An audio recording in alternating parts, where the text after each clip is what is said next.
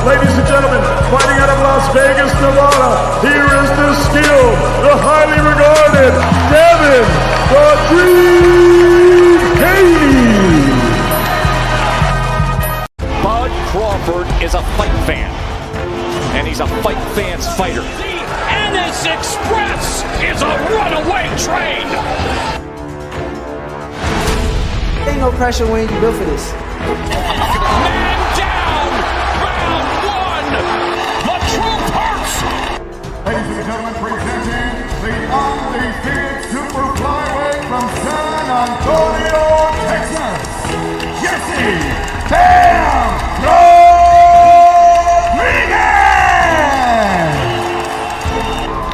The universally recognized undisputed lightweight champion of the world, Devin the Dream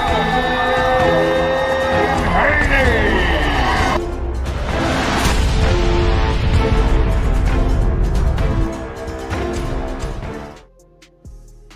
And we back in the building, man. Salute to the family. As always, much love and respect. I appreciate everybody pulling up. First things first, as always, man. Y'all make sure y'all hit the like button. Hit the like button, you know what I'm saying? Show love to the channel. Shout out to everybody in the chat already, everybody who done pulled up. Also, make sure you subscribe to the channel. You know what I'm saying? Subscribe. We got a lot of good things going. Shout out to my brother, BVO. You understand what I'm saying? Y'all make sure y'all go sub to BVO. Sports Talk Network. Y'all make sure y'all go sub to my brother, D-Free. D-Free doing his thing over there. Y'all make sure y'all go sub to my brother, Crush. You know what I'm saying? The OG, you know, that's straight out of Philly, man. Y'all make sure y'all go sub to Coffee and Donuts. Coffee and Donuts, as he would say. Y'all make sure y'all go sub to my brother CDK. CDK doing good work, man. As well as the brothers that's contributing to the channels. Contributing. Aswan. Y'all go find Aswan over at BVO, you feel me? Marky Dan, the young historian. We're going to be featuring him over here. Politically speaking, and we missed it this weekend because me and my brother Free, we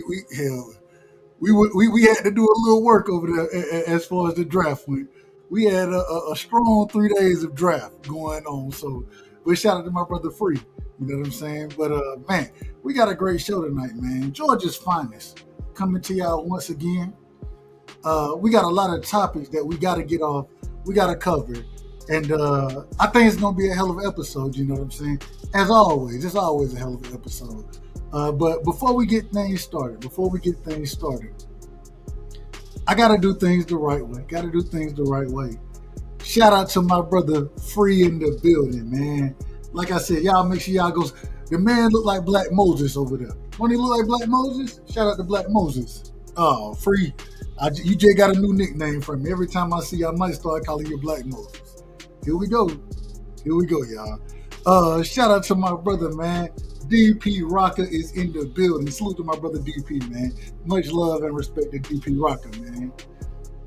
Shout out to my brother, and I appreciate him. If you need any type of work done on your channel, you know what I'm saying? Y'all make sure y'all shoot my brother Kazi a message, man. My brother Kazi, y'all see the new logo up here. Y'all see the new logo. And that's just one that we're going to have. I don't even know this going to be the main one. I don't know yet. But shoot my brother Kazi, man. Shoot him an email. You know what I'm saying? He doing great work out here as far as content goes. And man, y'all show the brother love, man. Show the brother love. Shout out to SBG Mello in the building.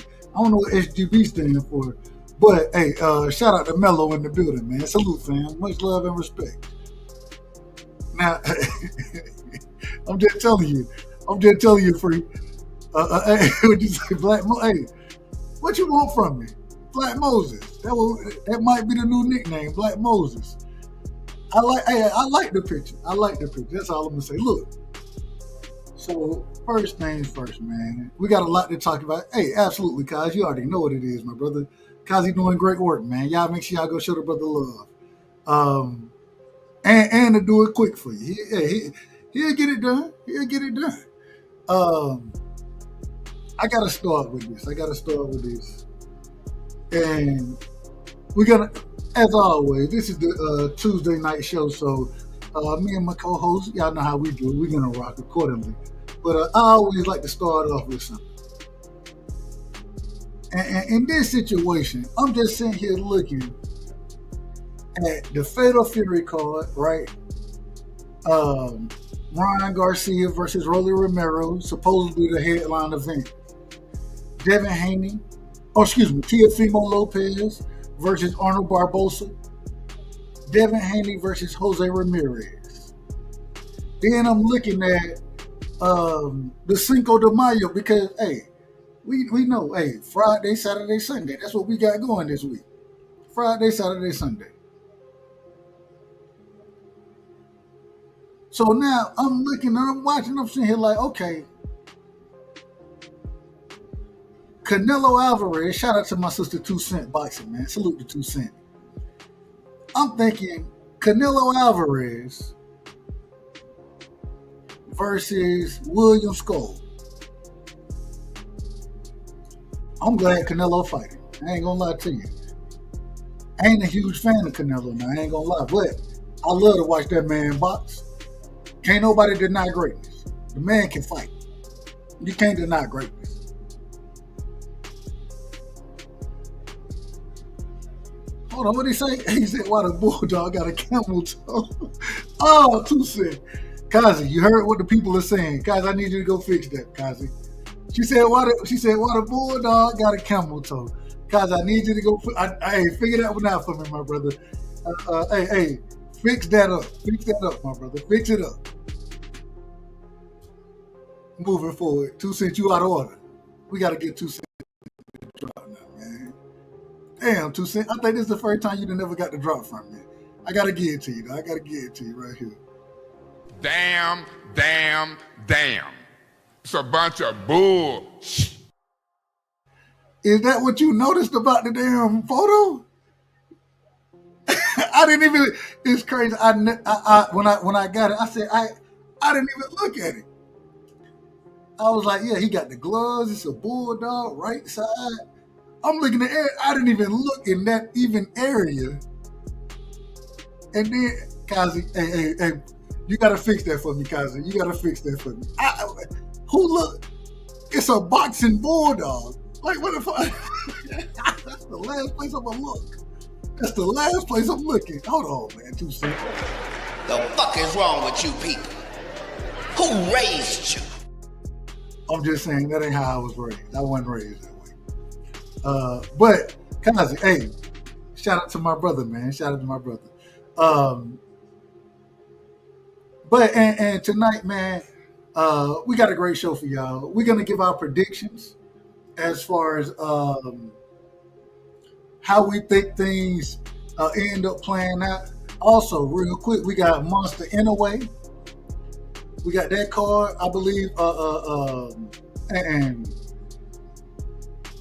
we'll see how that goes. I'm pretty sure we all pretty much understand how that card will go. But at the same time, we'll give a prediction on those. And I'm not going to. I'm gonna just be honest with y'all. I love boxing. I ain't going too far into some of these undercards because a lot of these undercards are trash. We saw this weekend when Chris Eubanks Jr. When they had a great fight with him and Conor Benn, a great fight. Is it that funny, D Free? Is it that funny? I had to time D Free ass out for a second. We ain't gonna do it to the brother. Matter of fact, we will do it. I'll be petty tonight. I'm gonna be a little petty. Fuck it, why not? Let me be petty. Time this Negro out for a quick second, man. Hey, shout out to my brother Free, man. But we just seen a great boxing match this weekend, and Chris Eubanks versus Conor Benn.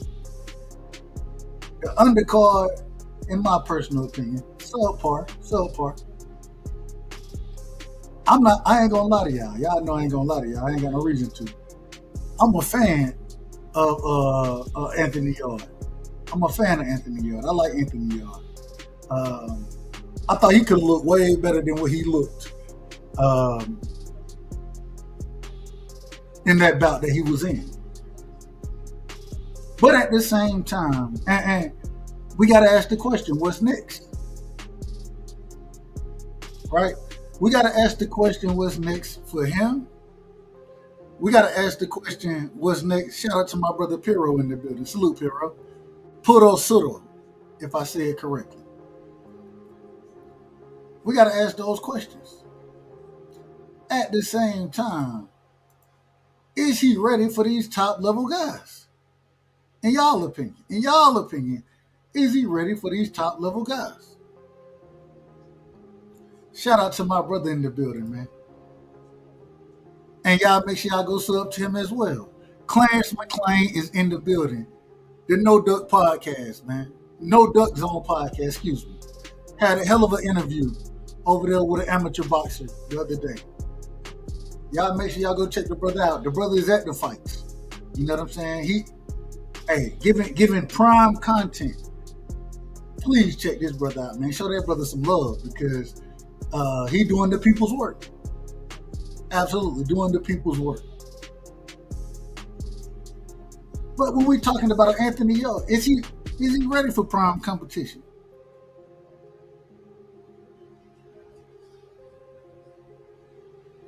Hold on, what happened, Piro? I don't what? He said you don't do it, but I did how you say it, so I ain't tripping. I don't do what? What I don't do, Piro?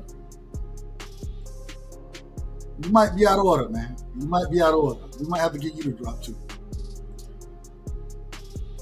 Conor versus Eubanks, was entertaining. I was entertained. I think Conor showed heart. I do too. I think he showed a lot of heart. The problem is the man game plan was so far off base, off kilter, coming out winging them wild punches that I don't know what you want from me. We got a new brother in the building, man. I think, hey, shout out to Cortez Bowles in the building, man. Out of pocket, like spent rent money. And tell them again, they out of pocket, man. Really, they out of order. You call it out of pocket. I'm calling them out of order. But we got to do things the right way, man. We got to do things the right way. And we got to get the show started. Y'all know I get long-winded. And really, it ain't about me. It's my show. But at the same time, it's about my co-host too. We got one of the brilliant boxing minds. You understand what I'm saying? Straight from the great state of Georgia. The queen herself, my sister. Bella is in the building. Bella, welcome to the show, sis. How you feeling? Vindicated. Hello, Deborah. How you doing? Bella, come on now. We gotta be in order. I'm gonna be in order. Just with this latest boxing news that just dropped about Sebastian Fundora. We'll get into it. I gotta ask the question. Yes, I know. We'll get into it a little. We'll ease into it, but I'm doing well. The boxing streets are on fire this week with the Fatal Fury card. It's a good week. It's a good week for me. Shout out to everybody in the chat. Shout out to everybody who's ever been on our panel. But yeah, we have a lot to discuss. We got a lot to talk about, sis. Yes. Well, since and shout out real quick, man. Let me do things the right way. Sis. Can I gotta be in order. Shout out to Be in order. Yo, I don't know how this works. Yo Tube, my tube. Shout out to Yo Tube, my tube. Shout out to my brother straight out of New Zealand, man. Fight Sports is in the building, man. Salute, Fight. Well, fine, shit. As normal Georgia individuals do, we like to get straight to the conversation, and we're gonna address things directly. So,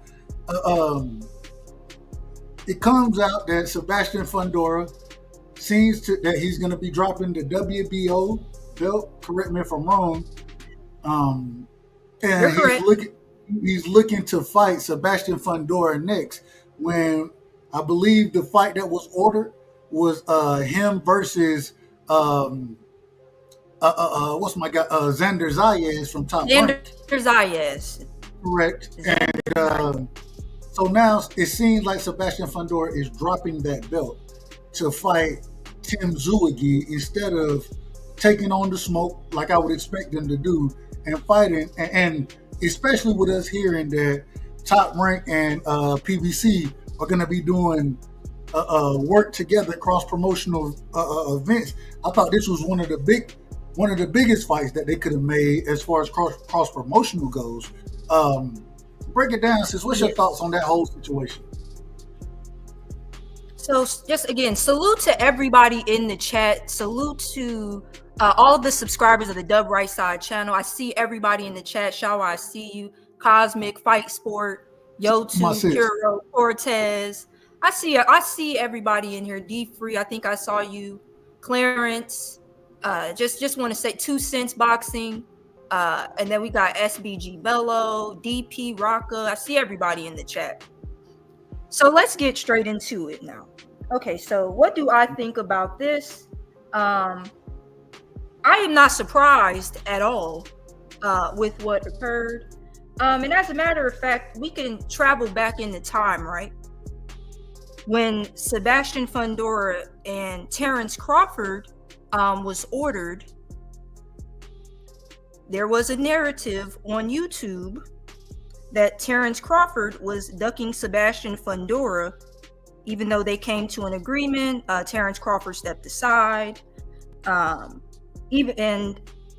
I won't name names out of respect, but there was a debate on this channel whether or not Terrence Crawford ducked Sebastian Fundora. And my argument was Sebastian Fundora was going to drop that belt to try and make that Errol Spence fight happen, because that fight was still, on the table. But they ended up coming to an agreement. And I don't believe at all that Terrence Crawford ducked Sebastian Fundora. Hell, Terrence Crawford is a huge name. Why the hell would he be ducking Sebastian Fundora? Sebastian Fundora is flat-footed. He can't do a damn thing with Terrence Crawford, if we're being honest. If you watch film of boxing, you know that, right? So Sebastian Fundora and Xander Zayas, their purse bid was ordered, and it was supposed to actually happen this Friday. Before the purse bid got ordered, Sebastian Fundora is now dropping his belt and will be rematching Tim Tszyu now. And we gotta say, hold on real quick, sis. We just gotta say one thing about that. We do have to say something about that. This is outrageous. This is outrageous. Go ahead. My apologies. And another thing that's outrageous is Samson Lukowicz stated that Fundora would never drop his belt. He would be making this fight with Zayas or doing a unification. Tim Tszyu is not a unification. He would be defending those belts against Tim Tszyu. Sebastian Fundora is not fighting another champion to not fight Zayas. He's fighting Tim Tszyu. What do you make of that? So when you say it that way, and I feel you have an opinion on it, but and I want to give mine first, if you don't mind, sis. Go ahead and give yours. In my personal opinion, I think it could possibly be a bigger money fight for him if it takes place over in Australia. But at the same time, I've heard people criticize for less, especially for dropping belts. And to especially even if they're gonna make bigger money, quote unquote, but to drop a belt to do it, it seemed like you running from smoke. That's what it seems like. And I'm not accusing Sebastian Fundora from running from anything. I'm not accusing him of that. Not yet. But I will say, I done already fought Tim Tszyu one time. I feel like I can beat him. Xander Zayas, that's a different beast in my personal opinion, as far as fighting goes. As far as the fight goes, I would be looking for him to take on an individual like, and those are, and I'm not saying Tim Tszyu is an old guy, anything like that, but I am saying these are two of the young sparks in the division at this current moment in time. And so, I don't understand it. I don't understand why you don't want the smoke. Man, get that smoke right there first. I think Tim Tszyu will still be there. I think you'll still have that opportunity to make that fight. Get that smoke with Xander Zayas. Put hands on him if you would everything you say you are. And I'm not saying you're not. But that man said he wanted the smoke. Why you don't want it? Go ahead. My apologies. Right. And so I agree with you on that. But here's the thing, right? For me, it is them playing games. I thought PBC and Top Rank were supposed to be working together. Would that not be a great fight to make for, the PBC and Top Rank relationship being mended? Yes. Main event. I mean, you have Sebastian Fundora fighting, Cordell Booker. Hey, I mean, right? Yeah, I mean, he fought Cordell Booker just now, but now he wants to fight. Yeah, and now he's, he wants to fight Tim Tszyu. Now, again, I'm not exact. I think there might have been a rematch clause for their fight, but the rematch wasn't immediate. Or if there wasn't a rematch clause, they were talking about a rematch of that fight. And I know Tim Tszyu was hurt. He had that, very large gash on his head. If you remember that fight, Sebastian Fundora versus Tim Tszyu, it was a bloody war. It was war, Sparta. But great fight though. It was Sparta, and Tim Tszyu was very much injured. So for Sebastian Fundora, Xander Zayas. Not to say that I don't understand that the Tim Tszyu fight would probably be more money in Australia. I totally get it. But stop trying to act like we're gonna do the right thing and we're not about the money. My thing is the interview that Samson Lukowicz gave to Fight Hub TV goes against what just happened. You are about the money. You want the Tim Tszyu rematch. And Xander Zayas, it may not be enough money for you. And Xander Zayas, it might be truly like a 50-50. That is a 50-50 fight, in my opinion. So, right. So, my thing is just stop pretending. But I will say, I do think Tim Tszyu, without the elbow to the forehead, without that cut, I thought he lost that fight. I thought he lost the fight, but I thought the fight should have been stopped. Without that elbow, I do think it's still a 50-50 fight between him and but hell, the man, he got, I say it respectfully, got slept. I say it respectfully. Brian Mendoza slept him. And then Tim Tszyu went out and took a nap against Murtadaliev, right? Yeah, they stopped that. Yes, they had to stop that. He didn't take a nap literally, but they had to stop that. But so all I'm saying, and I understand it, but you got a young bull coming up in the ranks. I think that's still a high level fight. I think both of them gonna make good money off of that fight. I didn't think that, and maybe in Australia, because, and maybe I always say maybe that's the one difference. Maybe in Australia it's a pay-per-view fight over there. Yeah. Right. And maybe you get, I don't know how that all works, but I ain't out here trying to be a manager or promoter, none of that shit. So I'm saying, ain't no way you should be dropping belts to go and run. That fight is going to be available. Win, lose, well, and that's the problem. That's the problem. It might not be available if you lose the fight. I don't know if they got as much confidence in Sebastian Fundora as they say they do. I don't know.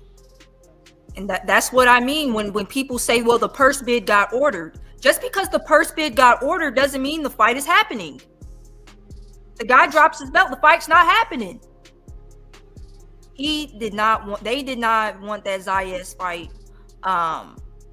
Just to me, the fight, no. Tim Tszyu, I understand him wanting to get back for what happened, in that Sebastian Fundora fight. I do think he lost the fight, but I understand Tim Tszyu's side of that. But also, I thought Tim Tszyu was fighting Keith Thurman. So this is just, sticky. So now is the Keith Thurman fight, is that dropped? Are they really going forward with the Tim Tszyu rematch? Is it official? Is it in stone? Are the negotiations, are they being finalized for it? Have they started? Ain't none of this shit official. Right. So ain't none of it official. Right. So maybe with Keith Thurman, one-time Thurman comes at a cost. Comes at a cost. So the more dangerous you are. But anyway, just wanted to report that news that Sebastian Fundora has now vacated his WBO title. And it looks like Xander Zayas will be fighting Perez Garcia. That's the guy who just fought Charles Conwell. And beat his ass. So that fight is interesting. I don't know if he beat his ass, but... Well, when I say beat his... Well, shit. I don't know what fight... Charles, how many... All right, we ain't going to get into... I think we talked about it. Charles Conwell lost. Let me put it that way. He lost. The guy who Charles Conwell fought. Charles Conwell really dropped the ball on that, man. He did. Charles Conwell could have been in contention. Damn. He from Ohio, man. I say that respectfully to BVO. Oh, don't do that to BVO. Shout out to my brother BVO, man. Shout out to Sombrero. Hey, I think I seen Sombrero in the building, man. Shout out to my brother Sombrero, man. There you go. Shout out to my brother Sombrero. I gotta ask this question, Bill. I want to move forward. Mm-hmm. Move forward. We had a war, in my personal opinion, one of the great and a great legacy fight. And when I say legacy, not as far as what was on the line, but son versus son. You know what I'm saying? Legacy in that aspect of it. He said, "You said he done disowned that man." All right, but Chris Eubanks Jr., Conor Benn went life and death with each other. They went life and death in their fight. I want to kind of break down some of the aspects of their fight. First things first, though. First things first, we got to talk about this. This fight was a huge, more or less a mega fight in the UK. I believe the numbers that were done at the gate was something like 65,000 or something crazy like that. Okay. We've seen Eddie Hearn out there smiling, grinning, skinning, doing everything he could for the loser of the fight, Conor Benn. What was your thoughts on, first off, we're going to get to the fight. We'll break the fight down in a second. What was your thoughts on the promotion of the fight? It seemed like, and I understand it being in the UK, but it seemed like Conor Benn is being pushed harder than anybody else over with Matchroom and whatever Eddie Hearn got going on. It seemed like that's the guy he's behind. He's behind him more than a champion like Boots. This man ain't even a champion. What's your thoughts on that? Well, Conor Benn definitely has been getting pushed. This fight specifically with the promotion, right? Having KSI and Speed doing their promotional videos, and the videos being very much, and this is also, big thing with Turkey. they're spending a lot of money on like promotional videos, like, you know, for their events. But also just the way that this buildup has been brewing, not only with, of course, Eubank Jr. slapping Conor Benn with an egg. You've got Eubank Sr. Doing a lot of talking about the way his son was behaving during the buildup of this fight was, you know, disgraceful to the family name, and that's not the way that, you know, real boxers conduct themselves at press conferences, and stating, you know, just basically giving us the impression that he more than likely wouldn't even show up to the fight. But then also just where all of the, you know, press conferences were happening, all of the paparazzi and the media, I was always seeing something about this fight on my timeline. The promotion for this fight was very extensive, and we all knew it was coming. Now we knew that this was not going to be probably the most technical fight, but it's a good fight.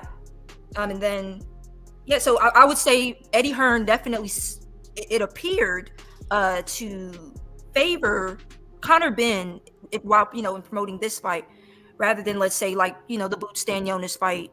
We didn't get much promotion for that fight, like until fight week. That Conor Benn Eubank promotion had been brewing for weeks and months. You know, we seen what Eddie Hearn did with and I said respect. We seen what he did with Shakur. Yeah. I want to.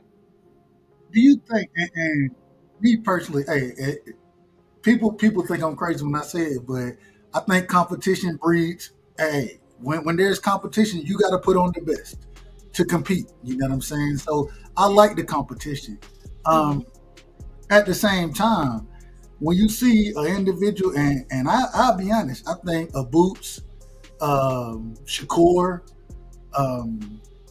even when Devin was signed over with Eddie Hearn, I think a lot of these guys are much better than Conor Benn, but because of that UK, and I will say, I think the UK has better fans. It is what it is. They have better fans, more loyal fans, people who, it don't matter. I watched Derek Chisora. This man, I don't know what his record is no more. I done stopped counting losses. But at the same time, anytime that man show up, the fans show up for him. You know what I'm saying? If you were an American fighter, would you go and sign with an Eddie Hearn? That's tough. Just because of the competition over there, I'm not exactly sure. And you could just see kind of the preference for the UK fighters. And, you know, the Conor Benn, I've just been seeing this guy like everywhere. They really been promoting him and pushing him. Conor Benn, he's horrible. I ain't gonna say horrible. He's a cocky guy, yeah. He's very beatable. A very beatable guy, especially with you. We'll get into it. My apologies. But just kind of wrapping this up, though, the promotion for this fight was clearly, you know, very extensive. It was good promotion, really good promotion, but also the history, you know, with the Eubank Sr. and Benn fighting twice, you know, putting on the middleweight and super middleweight divisions. Of course, that played a major part of this fight being huge, as well as, you know, the promo. I would say that probably played an even bigger part, carrying their families' legacies. But the promotion was really good. Go ahead, Doug. And I kind of want to jump around on this topic, but I'm glad you brought that up as far as the history behind it. We had heard stories that Eubank Sr., like you brought up earlier, he called his son or said that it was disgraceful. Some of the things he did, said he wasn't showing up for the fight. And then the night of the fight, we see both. And shout out to and I ain't the most fashionable individual. I'm from the country, man. Hey, give me a damn peacoat. You know what I'm saying? I'm good to go. I can't wear some of this shit. Say it again. It looks sharp. Hey, but that's what I'm telling you. The brother pulls up he come out in the it looked like it was a double-breasted. I don't know what that was. I ain't never seen it. I ain't never seen it right there. So I ain't gonna lie to you. Him and his son, they show up together. Both looking spiffy, as the UK individual would tell me, looking spiffy out there. He's showing love and support for his son. I will say, one thing I didn't like was when Eubanks, when him and his father entered the ring, his senior went over there and was hugging and talking to the other corner. Well, talk to him after the fight. Talk to him after the damn fight. Don't talk to him before the fight, nigga. I ain't like it at all. You didn't like it? Nah, man, listen. I'm gonna just tell you the truth. Hey, look. I'm rocking with my son. If it's a basketball game, I'm just talking basketball. I'm gonna shake your hand before we throw the ball up. But all that talking back and forth shit, we'll talk after the game. I don't care if we done played together. If I know you, we'll talk after the game. But before the game, I ain't got shit to say to you. Matter of fact, if you say something to me, I'm probably gonna say some crazy shit to you. I ain't gonna lie to you. That's just how that's how I rock playing sports from a sports thought process. And you see it a lot of times with fighters. They'll hug and be like, "Man, good fight." After we done been in the ring, we done shared the court together. That's one thing. But before it, nigga, I ain't got no respect for you, bro. I'm coming for your helmet. I don't give a fuck who you are. That's how I look at it. So I didn't like all that hugging and all that going over there, and I ain't like all of that. Man, you out of order, man. You out of order. What was your thoughts on him showing up for his son? And everything. I'll that whole situation. Go ahead. I'll talk about it. So when he popped out, so the camera is pulling up. They're saying Eubank Jr. is pulling up. So, but he came out on the other side, and then when the door popped open, first of all, they pulled up in a very nice black Rolls Royce SUV. It was with nice. Orange interiors. Oh, it was beautiful. Eddie putting that money out there now. Eddie putting that money out there for him. Okay. Man, nice. And then when he had a nice coat on when they opened the door and he posed. Man, that's a moment, because that was a gotcha moment for everybody. He was there. And that was monumental to me when him and his son kind of like embraced and then walked to the locker room. I thought that was really cool.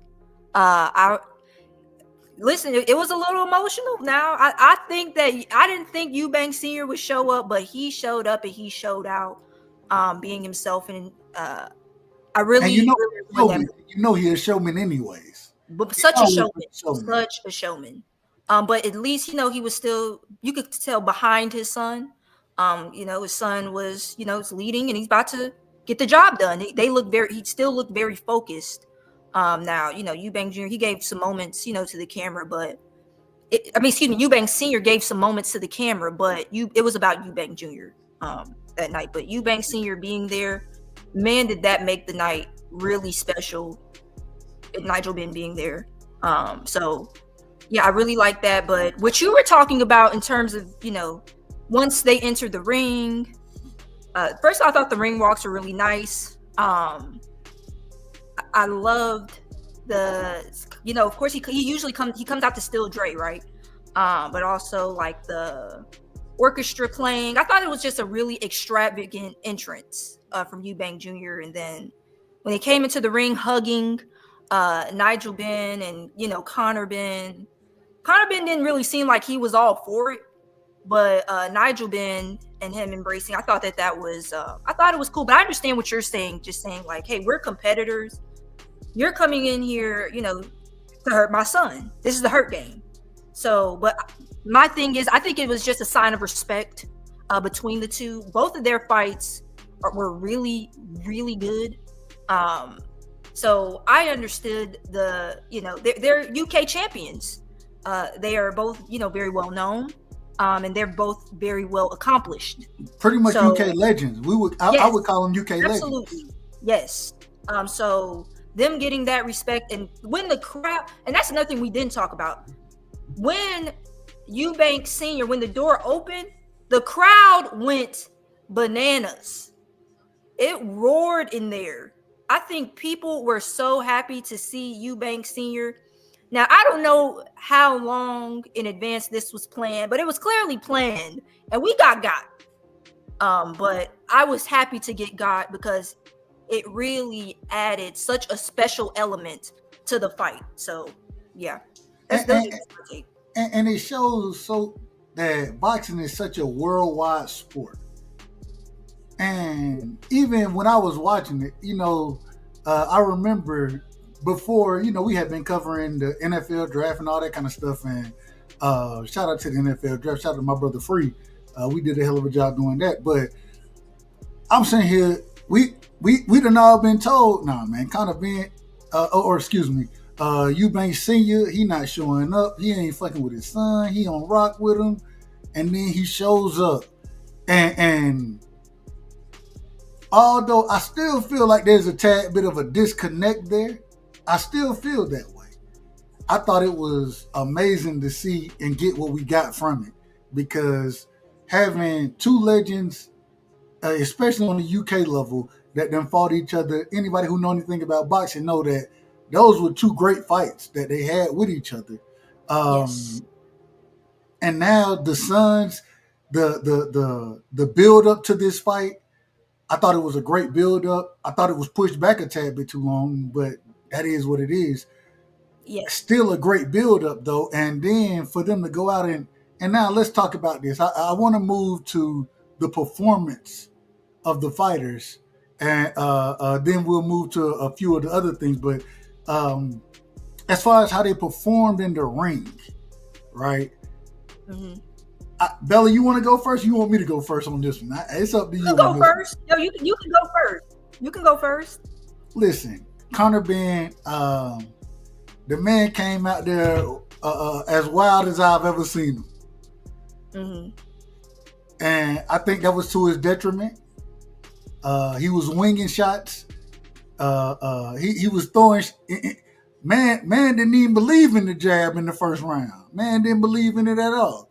Man said, I'm throwing hooks after hook after hook after hook. Maybe an overhand. That's what I'm doing. I'm lunging.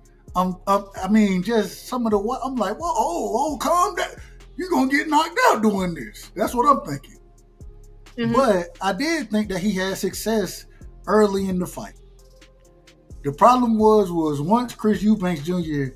Caught up to his timing, caught up to his rhythm, it was easy work. Mm-hmm. And in my opinion, running it down the middle, being the bigger fighter, the longer fighter, being able to utilize it, fight at the mid to long range, not always having to make it an inside fight, but not being scared of the inside fight either, accepting the inside fight when it became that. I just felt like Eubanks was beating him to the punch.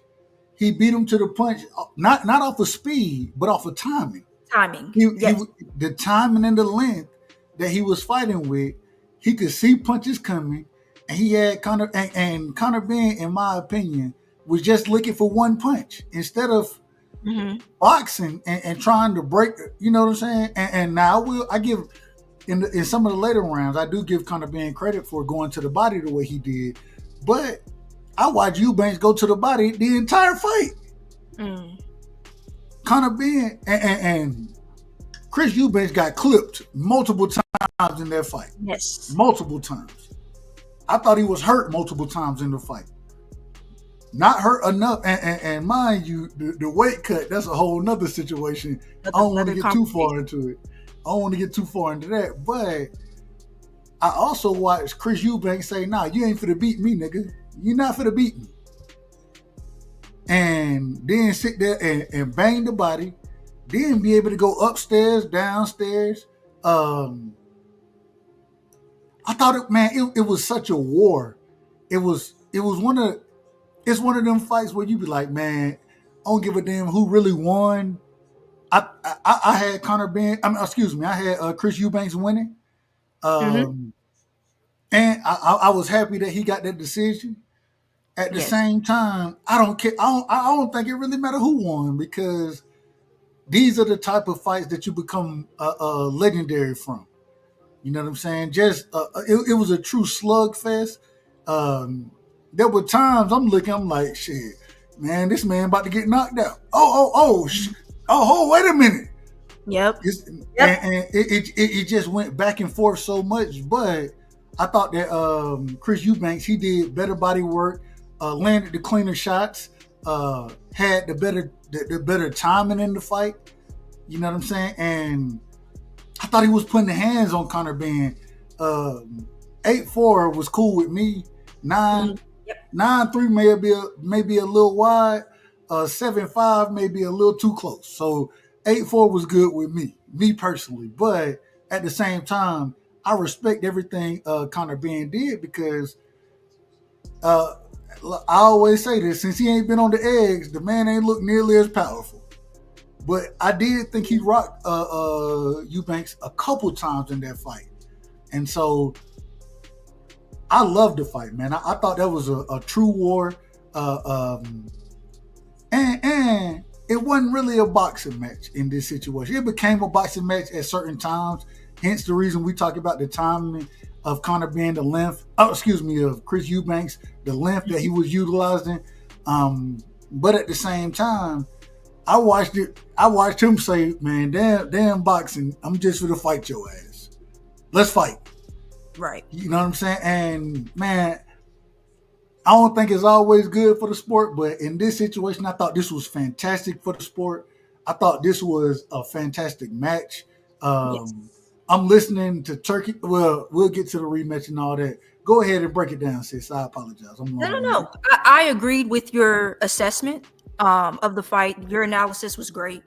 I don't want to repeat too much of it, but I mean, pretty spot on what happened for this fight. This fight was special, and I think they really both honored their father's name. Now, we do know Conor Ben has popped before he's popped hot, so hopefully, when he tests negative, he tested negative for this fight. But just talking about the actual fight, right? Here's my thing. I felt like this fight was competitive, but I didn't think it was close. I thought the rounds were competitive, but if you actually scored the fight in its totality, I just didn't think the fight was that close. I thought Eubank Jr. was the clear winner. And that's another thing too. Why do our people always add an S to folks' names? This man's name is Eubank Jr. Hey, listen. So, don't do it. Oh, now you out of order. You out of order. Because I call him Chris Eubanks. I say Eubanks. Singular. Eubank Jr. Yes, Christopher Eubank Jr. But anyway, just to the analysis. So, this was great. Hold on. If y'all didn't see that, chat, she just called me black. That's what she just called me now. Go ahead. Rastafari. Anyway, so what was I going to say? This fight, I felt like it was competitive, but it was not close to me. This was a really good performance from Eubank Jr. And definitely a good performance from Conor Ben. And I would say that this fight exceeded expectations without question. I think using the jab and continuing to feint, that's really your key to, getting on the inside. Or if you have the reach advantage, just use the jab and feint, and you'll be good. I felt like the difference in this fight was Eubank Jr.'s jab, but Conor Ben needed to jab. It was him leaping in with the lead left hooks. It was just the hooks, and he kept leaving himself open for counters. If he just threw the jab more, and just like you said, went to the body more, this is definitely a closer fight to me. But he just didn't throw the jab enough. Now, both of them were rabid punching. But in the clinch, my God, yes, they were rabbit punching. they hitting in the back of the head like a Eubank Jr. was the one getting warned for it. Yeah, Conor Ben didn't get warned at all. And Ben wasn't getting warned. Now, the ref, I think, did a good job in the beginning, just telling them, like, if I tell y'all to, stop, break, you break. Stop holding on to him, and I'll get to it. But, man, that was a good fight. But you could visibly see that Chris Eubank is definitely bigger than Conor Ben. Yeah. But Conor Ben's got some power. Not, not crazy knockout power. Like, they didn't knock him out. And this also with the rehydration clause, you would think, maybe Chris Eubank goes down in this fight. He didn't go down. Man, listen, them body shots was hurting Chris Eubank. Man, them body shots. And that's why I was looking. He was economical with them, though. He was economical. For no reason whatsoever. Yeah. I would have, man, when I seen Chris Eubanks in the damn, what are they, the sweat bag, looking like a potato out there, motherfucker, trying to cut their weight. I'm like, man, this is not good. This is not good. Yeah. And the man still didn't make the weight. Yeah, but and so, and I know he missed it by whatever. Right. But at the same time, you didn't make the weight. And I gotta say this. Anytime a fighter don't make the weight, bro, you better, man, attack the body immediately. Attack the body continuously. Why? Because that's where that rehydration, of course, the brain, of course, but man, attack the body because that's where that weight is drained from. It's drained from them muscles. Man, attack it. And I didn't think that Conor Ben did a good enough job attacking the body. Yeah, I agree with you on that. Totally. I really thought that he gassed himself out from throwing wild winging shots early. Wait, hold on, because I do. I agree with that too. But let me get to it. So, first of all, this ring, you guys, was an 18-foot by 18-foot ring. This ring was small as hell. Chris Eubank Jr. had nowhere to go. He had to stand in front of him. I see people in the comments, and shout out to everybody. Shawa, Anthony, Rick, Dragon Assassins. I see all y'all. And Dank Father. I see you, Dank Father. But yeah, in the chat, come on, y'all, man. That ring was 18 foot by 18 foot, man. Eubank Jr. had nowhere to go. Hey, she better than me because I can't look at some of y'all niggas in the chat and call y'all out while I'm talking. So she better than me. Keep going. Standard ring size is not 18. That is small. I know gyms. There are gyms that have a 22 by 22. 20 by 20. 18 foot by 18 foot is small. So man, he had advantages galore in this fight. But Eubank Jr. was still bigger. And the thing where you were talking about like him wearing down, right? Chris Eubank Jr. he clearly, has more experience like in championship rounds and things like that. And just, in longer fights in general. I think Eubank Jr. wisely used that experience that he has and him being bigger. When they like clinched and he would do a guillotine, or he would like put him in guillotines and like squeeze it. I'm telling you, it started wearing down on Conor Ben very slowly. All that leaning on him he was doing, that was what really, I think, on top of, just the jab. And there were things, it just weighed Conor down like as the fight went on. Excellent fight though, in terms of the entertainment aspect. Now, the inside fighting was not great. I'll be honest. Now, the inside fighting wasn't great. It was very wild in the inside. The inside got wild. And it was a lot of ish talking. It was a lot of ish talking. Hold on. And that's what I was trying to get. Go ahead, Doug. I watched them talk more than they threw punches. And then when they get close to each other, they whispering in each other's ear. I'm sitting like, my God, boy, y'all niggas wild tonight. This what y'all look. This what we on. This the time we on. This the time we on. All right. The entertainment factor was high for this fight. So I I loved was it. totally with it. But yeah, when you are bigger, you need to use your size advantage. And to me, that played a very big role in wearing Conor Ben down. But also just the championship rounds for this fight. I thought Chris Eubank Jr. I thought he won He dogged those it out. championship rounds clearly. It just like you said, just showed who had more dog. Not much technical boxing going on. A lot of women.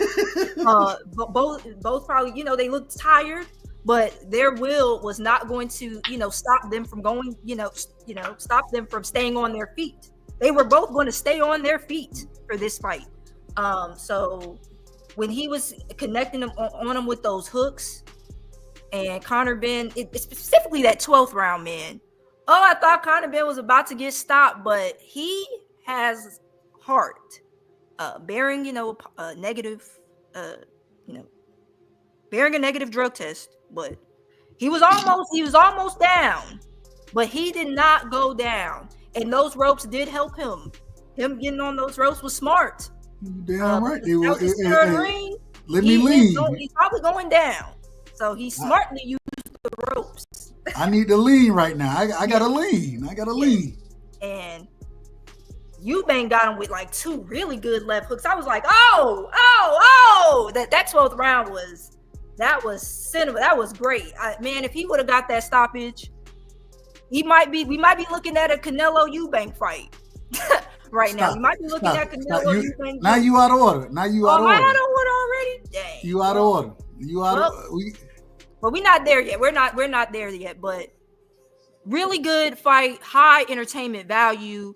Conor Ben, he really did exceed my expectations. And here's the thing too: if Conor Ben, man, if he just had a jab and if he just utilized like the jab cross more, it would have been really, a very close fight. But both of them, the hook. I want the hook, but we do want the hook. But use your jab and feint first, then do the hook. Don't, But anyway, very good fight. Looking forward to seeing what they both do after. Hold on. Because you said what they both do after. We hear now, and we saw Eddie after the fight. They say, and I want to be in order. But Conor Ben said that Chris Eubanks had to go to the hospital for a broken jaw. Come to find out that the man's jaw wasn't broken. But Eddie Hearn says that he not sure about the rematch right now. He want to go back, sit with Conor Ben. He think Conor Ben has an opportunity to snatch some belts at 47. He's not a natural 60-pound fighter. So Eddie Hearn is saying he wants him to go back down. At the same time, I don't see this man beating, I say this respectfully, the man, he might beat Mario Barrios, possibly. Mario Barrios might beat him. I don't know. I'm just going to tell you the truth. I don't know that. I don't know Conor Ben. I can't say that to be a fact. I think Mario Barrios is a much better boxer than Conor Ben is. I think Conor Ben carries more power than Mario Barrios does. But I don't think he'll get that fight. So he's not going to get the Brian Norman Jr. fight. So Boots is next. Do you see him doing anything at 47? Or should he just go ahead and make the rematch happen? What would, in your opinion, sis, what would be the best situation for that fight or for Conor Ben moving forward? So they're pushing for that rematch. I believe Turkey said he gonna pay for it now. Turkey said gonna pay for it. The rematch. They're reporting September. When it's official, of course we'll talk about it when it's official. But he's going to push for that rematch. I think he's rewatched the fight. I think he thinks he can beat Eubank Jr. and I think he's gonna get a rematch. Financially, that might be his best option right now. But in terms of like going back down to 47, oh man, you know what happens when fighters go up and then they come back down. We know what happens in history. So shout out to Roy Jones, man. Shout out See, to the everybody goes to Roy Jones when we talk about this, and I go to the same person. Yeah. And the reason we go to Roy is because, correct me if I'm wrong, Roy, one of the greatest fighters we've seen in the sport of boxing, but we watched him look one way at a division, move up to the heavyweight division, come back down, and look totally different than when he moved up. I don't know how we look at it. I don't know how to look at it yet. I don't know how to look at it. Yeah, I'm not sure. Maybe it works for him, but Eubank Sr. kind of spoke on Conor Benn moving up to 60 anyway, and stating that he's a smaller man, that it was dangerous to move up to 60 and even fight Eubank Sr. Then it was also dangerous for Eubank Jr. to come down from 68 to 60, and he just knows the tremendous stress and aching that your body goes through when you have to cut weight, and then you're naturally bigger. He's naturally smaller. He's coming up in weight. Eubank Sr. believes that Matchroom has destroyed Conor Benn's career with this fight. I'm not going to go that far, but I'll say going back down to me would be probably not the best idea. If he goes down maybe 54, but 47, it's a lot. But the problem is if he moves back down, who does he fight? And I say this respectfully to Chris Eubanks Jr. And hey, shout out to Chris Eubanks Jr. for getting this dub. If Conor Benn moves down to, and like you said, whether it's 54, 47, I really don't think he should go back down to 47. Maybe 54 would be better for him. But who does he fight? Right. Yeah. I don't think he beats none of these guys. Said Barrios. Well, he was saying Barrios. Barrios. And if I say this respectfully, anybody on the Fatal Fury card right now beats Mario Barrios. And when I say that, whether it's Devin, I'm just being honest, whether it's Devin, Jose Ramirez, well, I don't know about Jose, but I think Jose Ramirez may beat Barrios at 47. I ain't gonna lie to you. Ryan Garcia, I don't think Rolly does. I don't think Rolly does. People give Rolly credit for power, man. Damn all that shit. Rolly trash. In my opinion. If Tio moved up there, if Arnold Barbosa moved up there, I think all of them beat Conor Benn. All of them. Mm-hmm. Right now, Boots put hands on Conor Benn. Brian Norman Jr. put hands on Conor, stops him, sleeps this man. I don't know. I don't know what y'all want from me. I don't know what y'all want from me. You got anything on that, sis? Yeah, Conor Benn, he just needs some more tools, man. He just has to. I'm telling you, he would be so much better with a jab. But anyway, you gotta buy them tools. You gotta buy them tools, sis. You gotta buy them tools. But yeah, in terms of just his best option moving forward, for him, it's going to be the rematch. But who knows where he goes, what he actually ends up doing. But yeah. I think maybe Eubank Sr.'s thinking that this is the end of Conor Benn's career. I'm not sure if they can still squeeze some money out of him, they'll find a way to do it. So Eubank Jr.'s next fight will be interesting. And Eubank Jr. we know is older. Yeah, I was about to say, who you think he's gonna fight next? First off, I think at 68, it's just not looking good at 68 for him. He's gonna get stopped. Yeah. I'm just being honest. Listen, the man struggled already to make 60. You know what I'm saying? I mean, like we said, had him in the damn potato bag, trying to make 60, and still didn't make the weight. And in my opinion, I thought if he was a little more hydrated, he really would have beat the shit out of. In my personal opinion, he really would have beat the shit out of Conor Benn.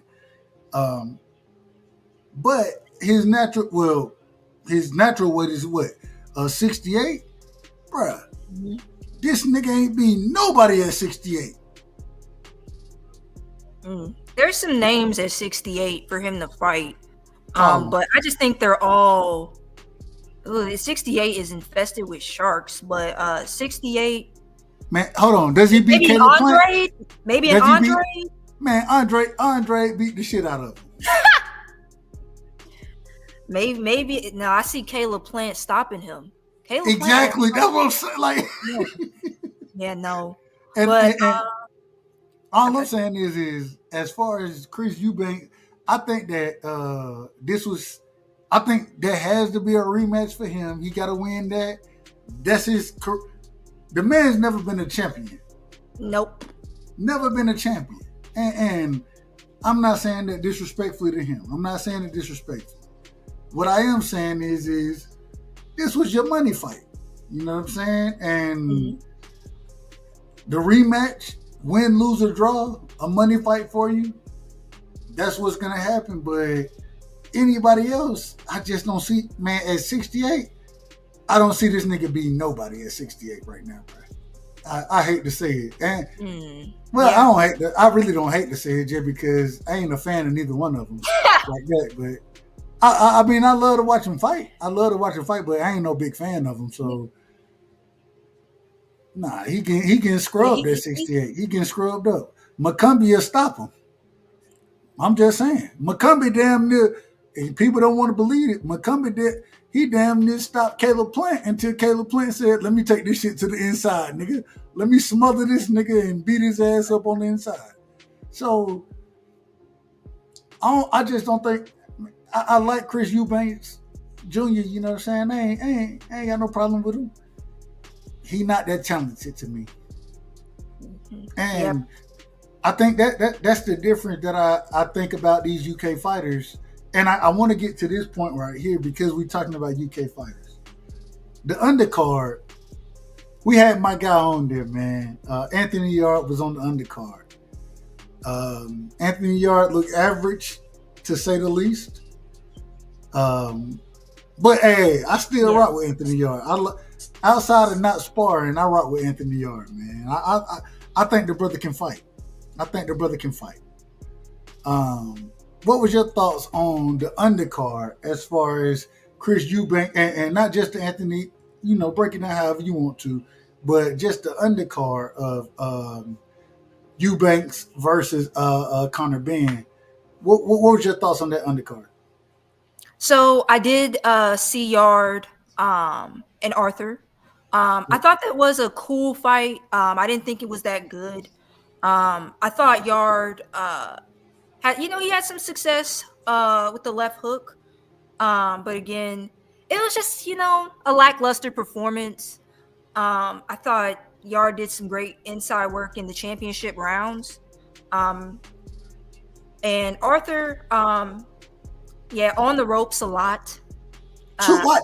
Hold on, bro. Why are you in the corner and on the ropes? Man, what are you doing? Yeah, Arthur was on the ropes, man. Hold on. I apologize for cutting you off, sis. I apologize. I watched him turn Anthony Yarde while they were not quite in the corner, right there on the ropes by the corner, right? He turns them and then end up on the other side of the ropes. And I'm like, what was the point? What are you doing? Like, your back was on the ropes from the beginning, and now you put your back on the ropes.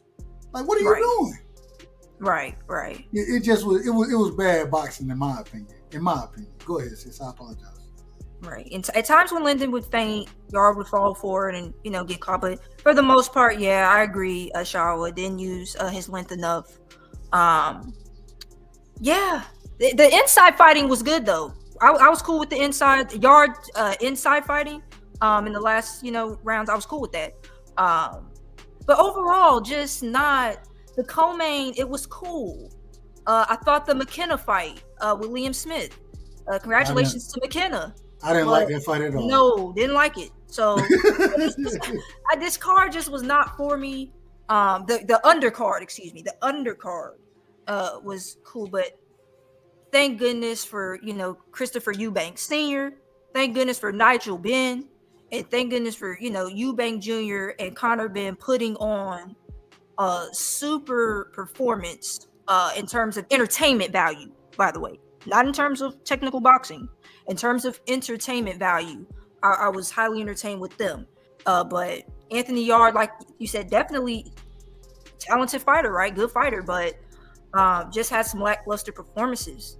I'm not, so wasn't impressed with this performance from him or Lyndon Arthur. So, but yeah, I gotta ask, and I want to, because I didn't quite see this. I saw some of it, and I went back and watched it.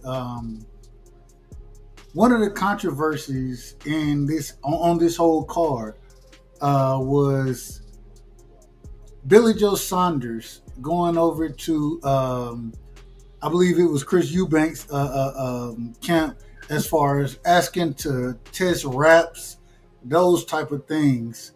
And then we got all type of names being called, and I mean, shit got out of order pretty quickly, in my personal opinion. Shit got out of order. What was your thoughts on the out of orderness?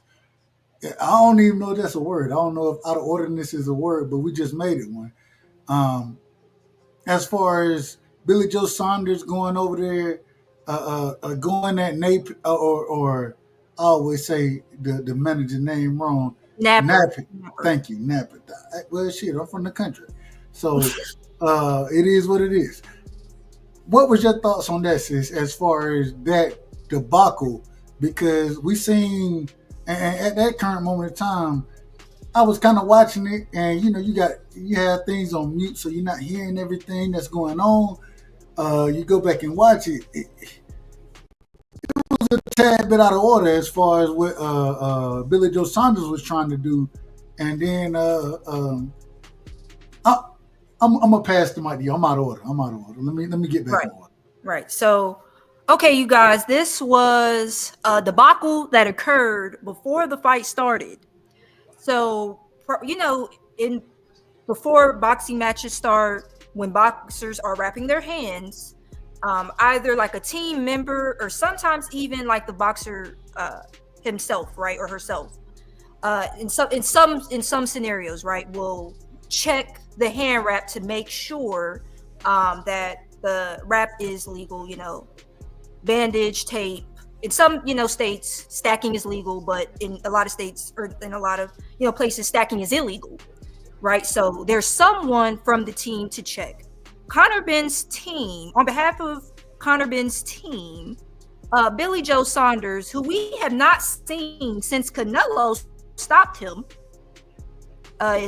We ain't seen him since Canelo broke that orbital bone. We ain't seen him, but Billy Joe Saunders made his appearance.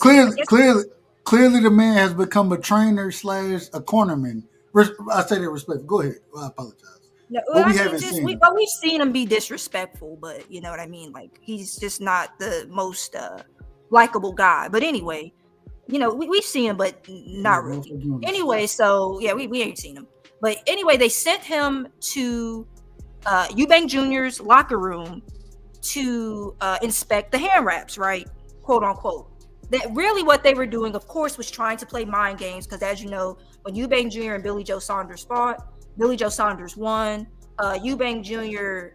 Never felt good about that loss. He felt like he won and things like that. So Eubank Jr. of course would not like to see the presence of a Billy Joe Saunders. So of course, when Eubank Jr.'s team sees him in the hallway, they jump in front of the entryway immediately and tell him like, "Hey, buddy, what's up, my guy? You're not coming inside."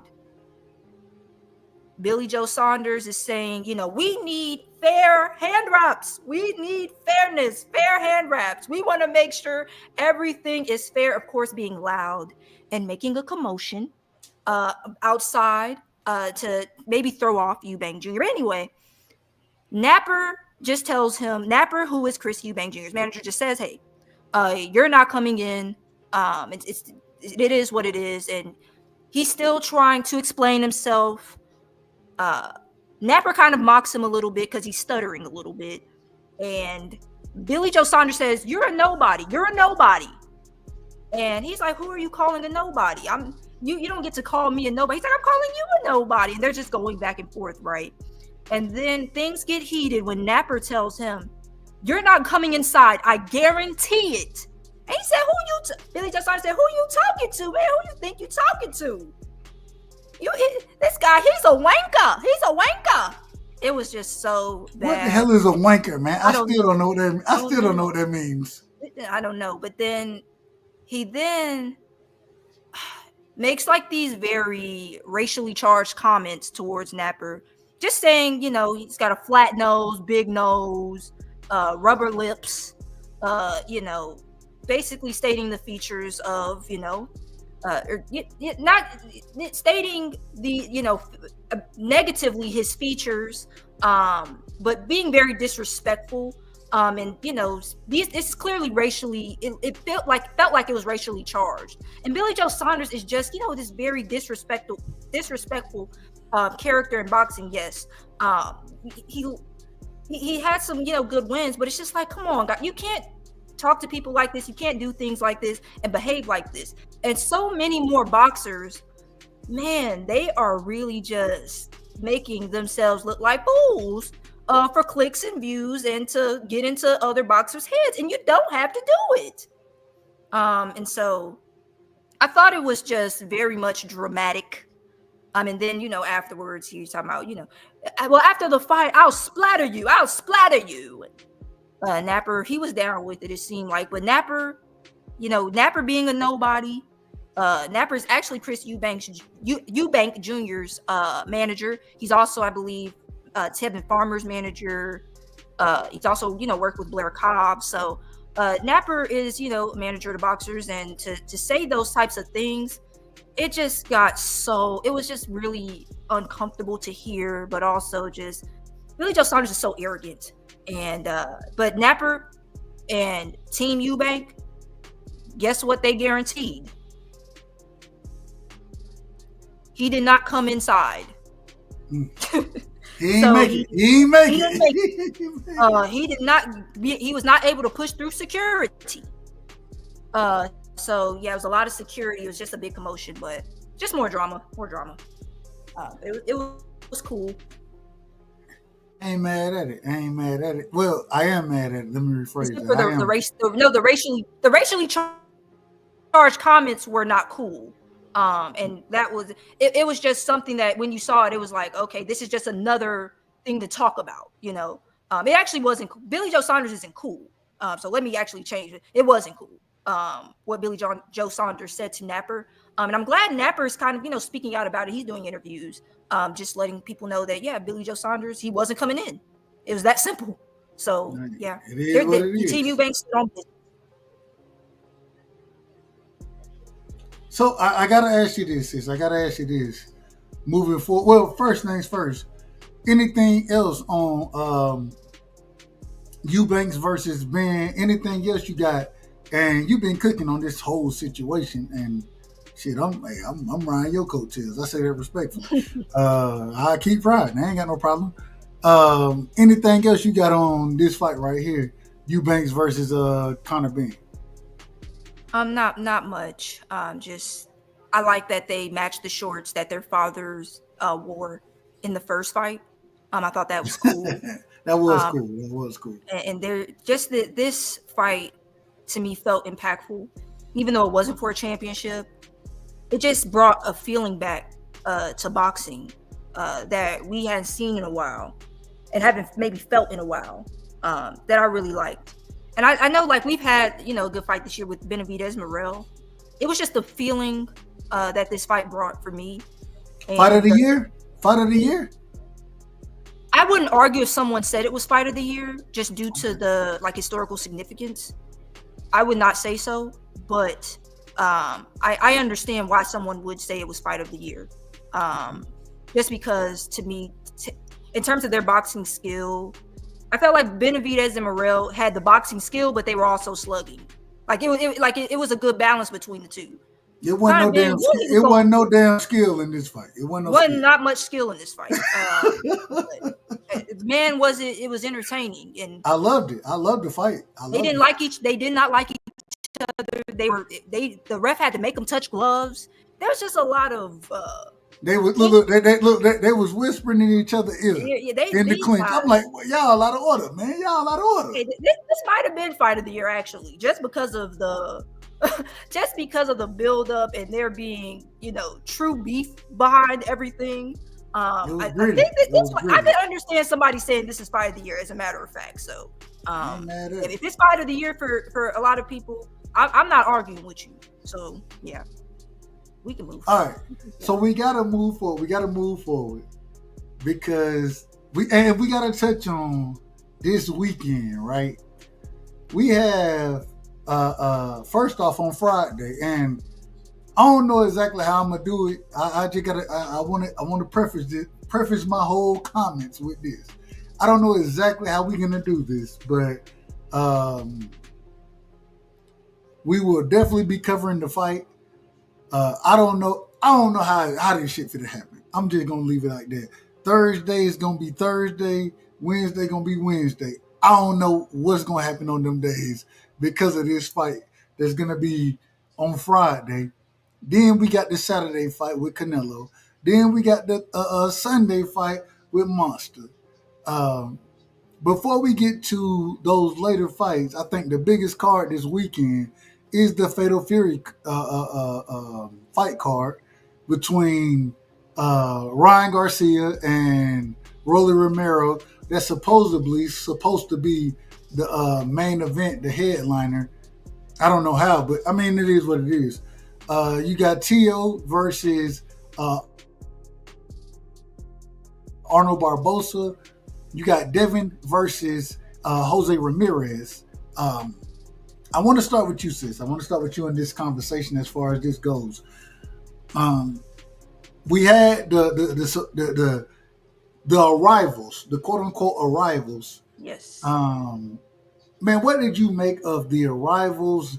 Those individuals giving, and I thought it was interesting. A lot of them didn't say much of anything, in my opinion.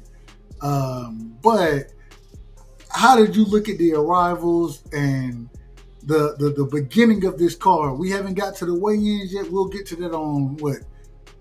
It'll probably be Wednesday. Will it be Wednesday now? Probably Wednesday. Or it'll be it'll probably be Wednesday since the fight on Friday. That's on Friday. Yeah, so it'll probably be Wednesday that the weigh-ins happen. I would think that, but I don't know. I don't know how this shit gonna happen. Okay, it's on Thursday. Yeah, it happened the day. My sister said, "Hey, shout out to Nick J in the building, man." What's your thoughts on the beginning of these ceremonies, the walk-ins? What's your thoughts on all of it? Yeah, so the grand arrivals for that Rolly Romero, Ryan Garcia, that card. How was that the main event? I never thought, just hearing this fight, that this is the sort of fight that would be a main event. Specifically because, Ryan Garcia is not a champion. I think he's ever fought for a belt. So it's like, and then you got Rolly Romero. Oh man, Rolly have been a champion. Rolly has been a champion. Yes, he has. I give him credit. We give credit where credit is due. We recall the last anyway. So yeah, so Ryan and Rolly being a headlining fight. Nowhere to me is this a headlining fight in terms of just skill, but in terms of the name recognition of Rolly. I don't see how this is a headlining fight, but it's a headlining fight. This is headlining the card, and the grand arrivals. let's just get to the grand arrivals. So every fighter came out on a runway. They were introducing each fighter, and each fighter I felt like got, a nice round of applause. With clearly the exception of Devin Haney. Now Tio might have got a few boos. Teofimo might have gotten a few boos, but Devin Haney was clearly booed the most, and it was very clear that that New York crowd is not. They're not, Devin Haney fans per se. They may be more so Ryan Garcia fans, so or just not fans of Devin Haney.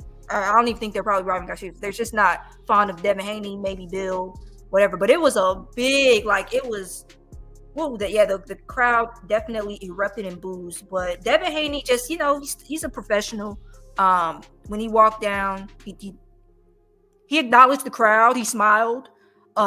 He threw up the peace sign, and it is what it is, I thought the grand arrivals, all of the questions were, of course,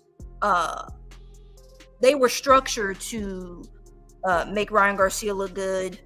And, that's how I felt. I felt like there was a very much they were pinpointing that Devin Haney and Ryan Garcia will be rematching, basically.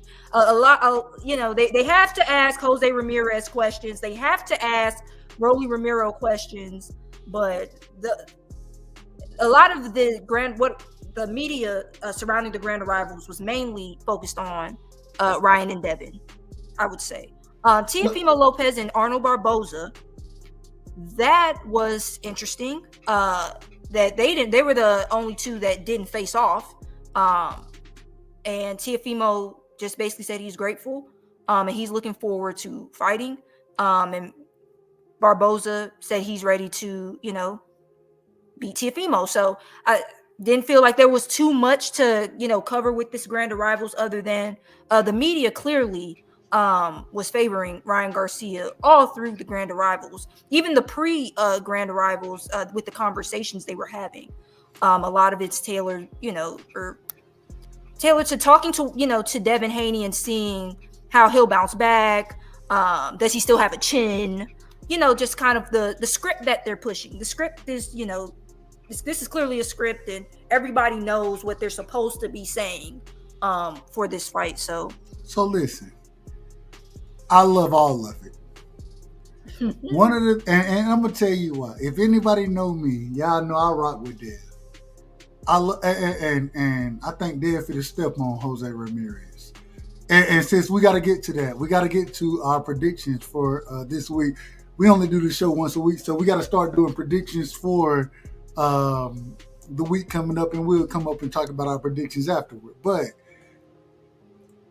man, you damn man hate all y'all want to. Yep. I've been watching, and like I said, I'm a fan. I'm a fan first, but I'm a realist. Anybody that done been on this show know I criticize Devin. I don't got no problem criticizing Devin. After Devin lost against Ryan, I said he fought the wrong fight. And then when it came out that Ryan was cheating, I said, wait a minute, this changes things.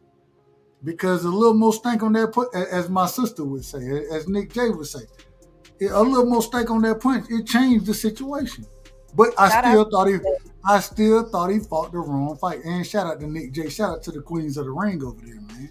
Queens of boxing talk. Queens of boxing talk. I'm out of order. Queens of boxing talk. My apologies. I apologize. Shout out to the Queens of boxing talk, Nick J and Boxiana, man. I got a lot of love for him. Shout out to Shawa. What I'm trying to tell you is this right here. The focus I see in Devin Haney, and I'm glad that they booing him. I'm glad because I think he take that and embraces that. I don't think it bothers him. And the man should never be the villain. Anybody who is raising their children the right way would definitely say that I would want my son raised like Devin is. Anybody raising men. Me and Bill, hey, I disagree with Bill. I disagree with him. But that man has done a fantastic job raising Devin. A fantastic job of putting Devin in the right position. That's a fact. And I watched Devin, man, that man looked confident. Yep. And didn't even want to speak too much about the shit. Didn't speak about none of it. You know what I'm saying? He didn't have no conversations about T.O., about Ryan. He didn't have no conversation about none of that. When the press tried to get him off his square, what he said, nope. Jose Ramirez is what I'm focused on. Mm-hmm. I listened to this man do multiple interviews. Every time they try to ask about Ryan and Ryan cheating and all this other kind of stuff, what do he do? Brush it off. Nah. Yep. Jose Ramirez is exactly what I'm focused on. That's what I'm focused on. And when I see Devin focused like that, at the end of the day, that's a dangerous Devin to deal with. Because the man got the skill set. The man has the talent. More athletic than the majority of these guys. And regardless of what people, he may not be as powerful. He's smarter than them. Go fight the right fight, Devin, and you beat these guys easily. You beat them easily. Mm-hmm. And my thing is and at the end of the day, I apologize, sis. I got to get my Devin love. I got to rock with my guy.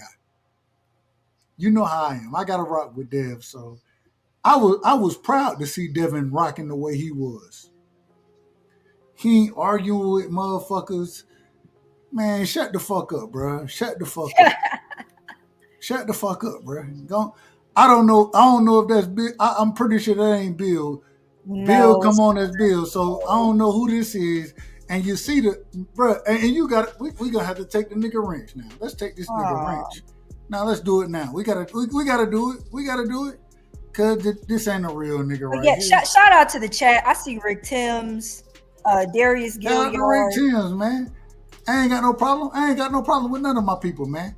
I rock with all of them, but we ain't finna have bullshit around here, man. I don't know William Haney. You gotta, we'll do it right. We'll do it right. Yeah, dude. Whoever this is clearly not Bill Haney. Hey, it's somebody that took the time to try to get a wrench and said, "I'm a troll." Cool. Do all you gonna do. Troll all you want to troll. We got you, brother. But going back into this, I want your opinion on this, sis. And I want to start with Devin. I got to start with Devin. Me personally, I think Devin's stepping on Ramirez. Mm-hmm. I think he's stepping on Ramirez. I don't think it's a close fight. I think and I will say, I give Jose Ramirez credit because he willing to take this fight. He going to step up. Shit, a lot of individuals after a loss, they be like, hold on, let me regroup and get shit together. He said, nah, I want the smoke. He get, and regardless of the amount of money he getting paid for it, he getting stepped on. I think that he's a worse matchup than Stanley Leonis was for Boots, in my opinion. In my opinion. I ain't saying Devin stopping him, but I am saying Devin beats this nigga easily. And I think Jose Ramirez is a good fighter. I do think he's a good fighter. You know what I'm saying? Okay. But at the same time, I think Devin is one of those guys that, and I gotta say, taking an L, even though it didn't actually become an L, being cheated, you know what I'm saying? Getting up, having a majority decision. People criticize me when I say a split decision. A majority decision. Okay. Ryan knocked this nigga down, three times? And Devin got up every time and kept fighting. When this nigga was cheating, when this nigga was overweight. Bruh, stop it. Stop it. Yeah, Devin a fucking dog. And all I'm saying is, and that's the first fight I want to talk about tonight. And then we'll get to the next ones. I apologize, sis. You can tell my passion. Yeah. We're not doing that. We could talk about Devin Haney. This fight, to me, Devin Haney classifies it as a mismatch. I think he's right on target. Devin Haney, to me, is a world-class boxer when he boxes. He definitely has some flaws that he needs to work on, but when I think he gets those flaws together, he is extremely difficult to beat. Fast feet, beautiful jab, works off the jab, very fast. Understands distance. Yes, the length. I think the speed difference between the two is something I've already noticed. I've got Devin Haney winning this fight very clearly. I don't think a lot of people say that Jose Ramirez is going to shock the world and he's going to, put Devin out. I do not see it. Maybe he has a lot of, power more so, at welterweight, but we'll have to see. I'm going Devin for this fight. Real quick, on Devin. Real quick, sis. They told us, and the reports were that Devin wanted to move up and have this fight happen at 147, even though it's at a catchweight right now. I disagree with the catchweight. I'll be honest with you. I disagree with the catchweight. Yeah. The reason I disagree with the catchweight is, niggas wait. Hey man, either fight at 40 or fight at 47. Same way when Ryan and when all that shit happened. I disagree with that. I look at it the same way. But this is agreed upon. It is agreed upon. And Jose Ramirez himself said that he's gonna feel more comfortable at 44 than he would at 40. Okay, cool. My problem is this. When and I think Devin put hands on this man. Yeah. I think he's doing like Regis. Jose Ramirez, he a come forward fighter. Come forward fighters, he got decent power, but it ain't like he got speed or power like that. You know what I'm saying? So, but my thing is go ahead and get acclimated to 47 in this fight. Let him come to 47, you go to 47. Y'all acclimate yourselves to the weight class. That's my opinion. I'm not a big catchweight guy. I'm not a fan of catchweight. I'm not either. I'm not, yeah.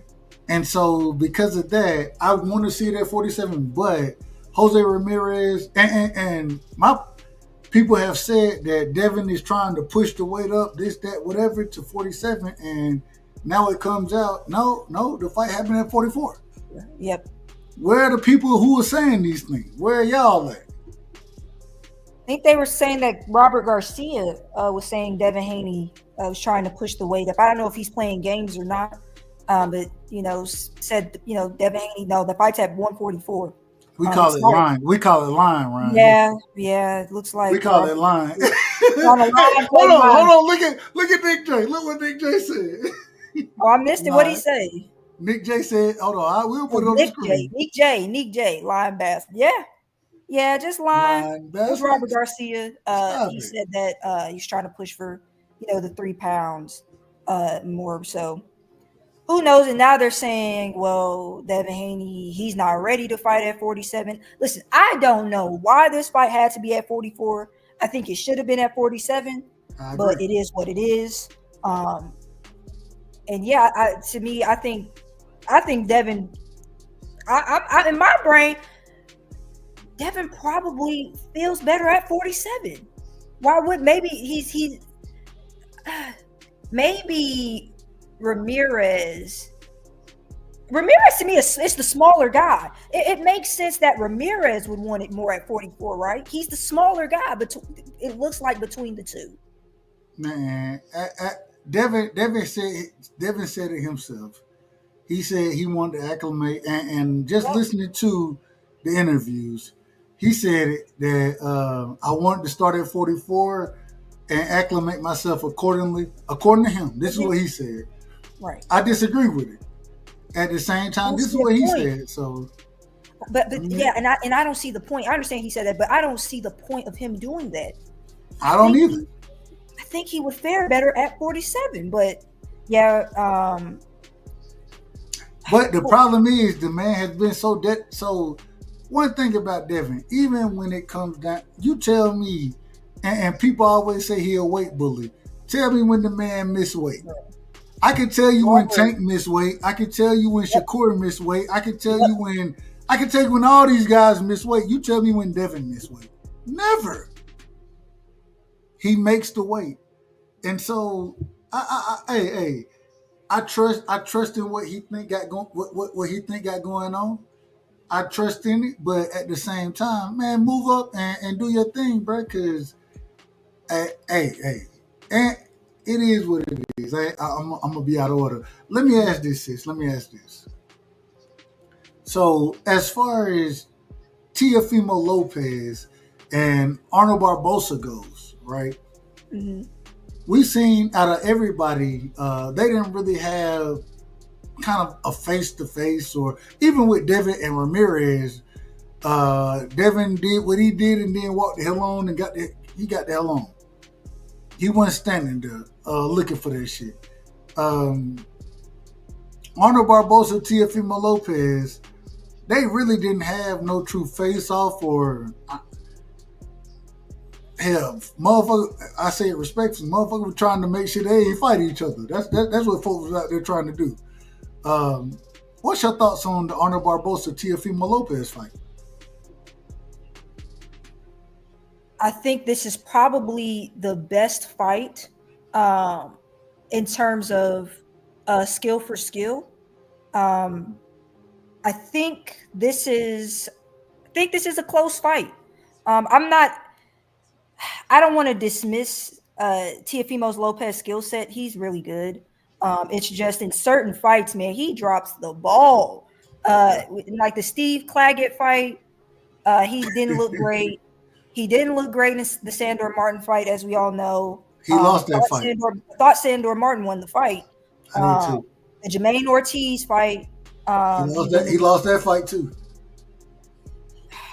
Man, I think this is a good fight, but Tio is entertaining. He's great to watch. And then also Barboza, he's hot and cold. I thought Barboza might have lost to Sean McCombs. Agreed. So he might have, it might be a tough night for him as well. But I think that this is more of an even kill fight. I think Barboza is coming to box Tio. Hopefully he can get Teofimo coming forward and, catch him. But when you I'm gonna go Barboza. Like, I'm gonna say Barboza wins this fight. Are you hoping or you betting it on the breakdown? Be honest with me, man. Be honest with me. Wait, say that one more time. Am I betting? Are you hoping? No, I ain't saying literally betting, but are you hoping that Barboza will win, or are you going off the skill set?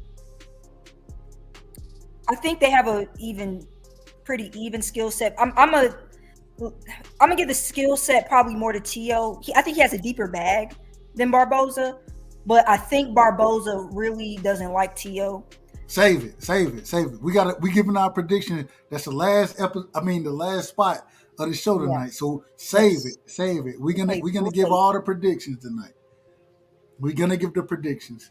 I want to ask you this: Ryan Garcia, Rolly Romero. First off, in my opinion, and just speaking on Ryan Garcia, I don't know what to make of Ryan Garcia. I'm just going to be honest. I don't know what to make, and that's why I got.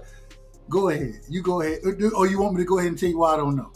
Well, say why you don't know first. I think I want to believe that he's turned over a new leaf and is truly dedicated in the sport and is going to do things the right way and try to utilize the skill set and the boxing ability that he has. That's why. At the same time, the man is a cheater that said some of the most diabolical things I've ever heard in the sport of boxing. Some of the most racial things I've ever heard in the sport of boxing.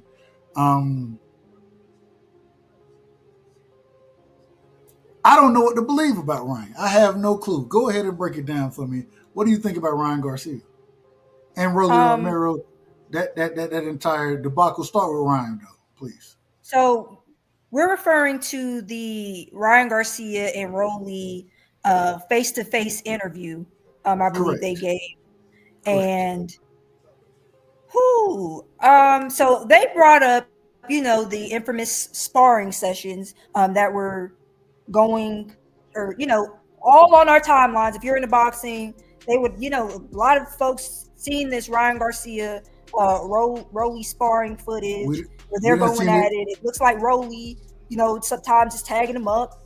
And Rolly was using that, saying, he wants that Ryan Garcia fight, and a lot of people would use that to say, they think Rolly and Ryan would be a good fight, and now we're here, right?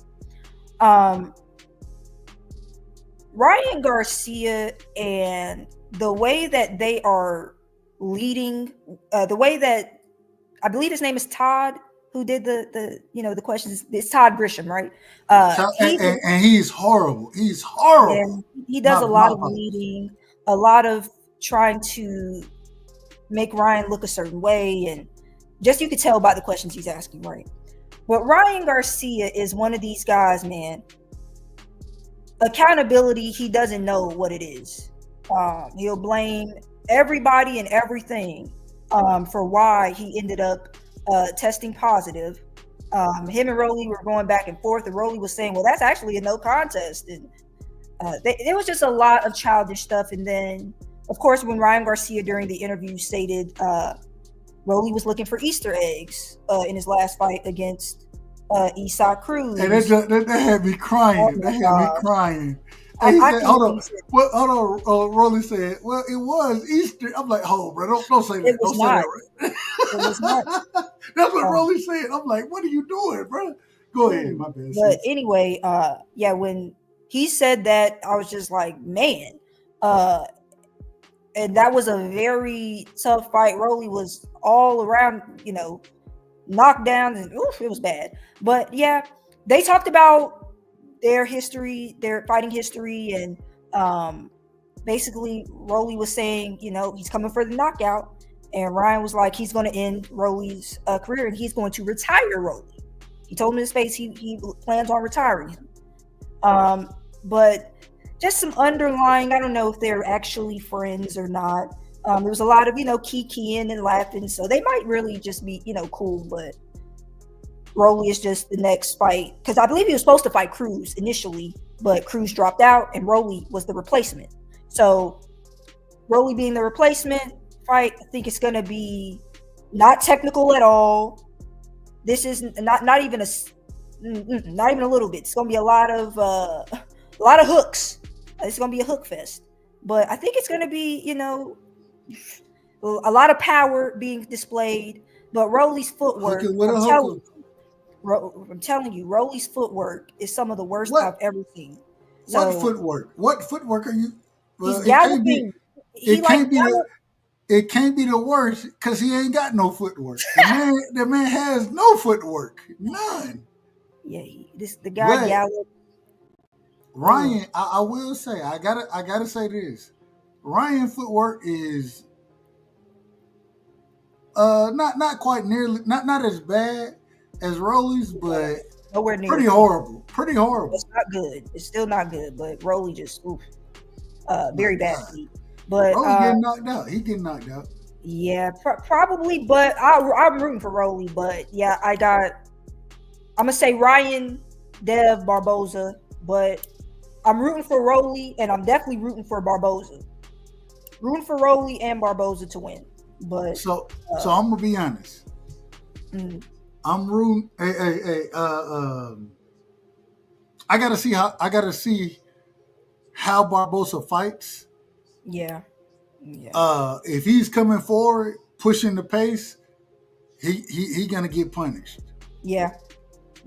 But I always say, if I know that to beat Tio, you don't push Tio. You make Tio come to you. You know what I'm saying? Tio, he struggles fighting coming forward. So, if I know that, I know his team knows that. They Yes. have to know that. Mhm. At the same time, I ain't really seen Arnold Barboza. I ain't really seen him fight going backwards like that. I don't think you got to go backwards. I think you got to keep it at mid-range. Range, yeah. You got to keep it at range and let your hands go. You don't push forward too much. You control the center of the ring and allow him to move, do what he's going to do. But at the same time, don't press the issue and make him press the issue. And if you can beat him from that mid-range, outside range, then you force him to press the issue in later rounds. And that's where you can get off. I ain't gonna lie. I think Arnold Barboza gonna walk forward, bro. I think he's gonna walk forward. Then yeah, this isn't gonna be that great. Well, and We'll see. I'm gonna just be honest. I'm gonna be honest about, and we ain't giving our picks yet. And moving forward, I want everybody to know we will be giving our picks. We do this every Tuesday, so on Tuesdays we're gonna give our picks for, respectfully, Bella, if you cool with it, we giving our picks for the weekends, everything like that, because we only do this thing on Tuesdays. So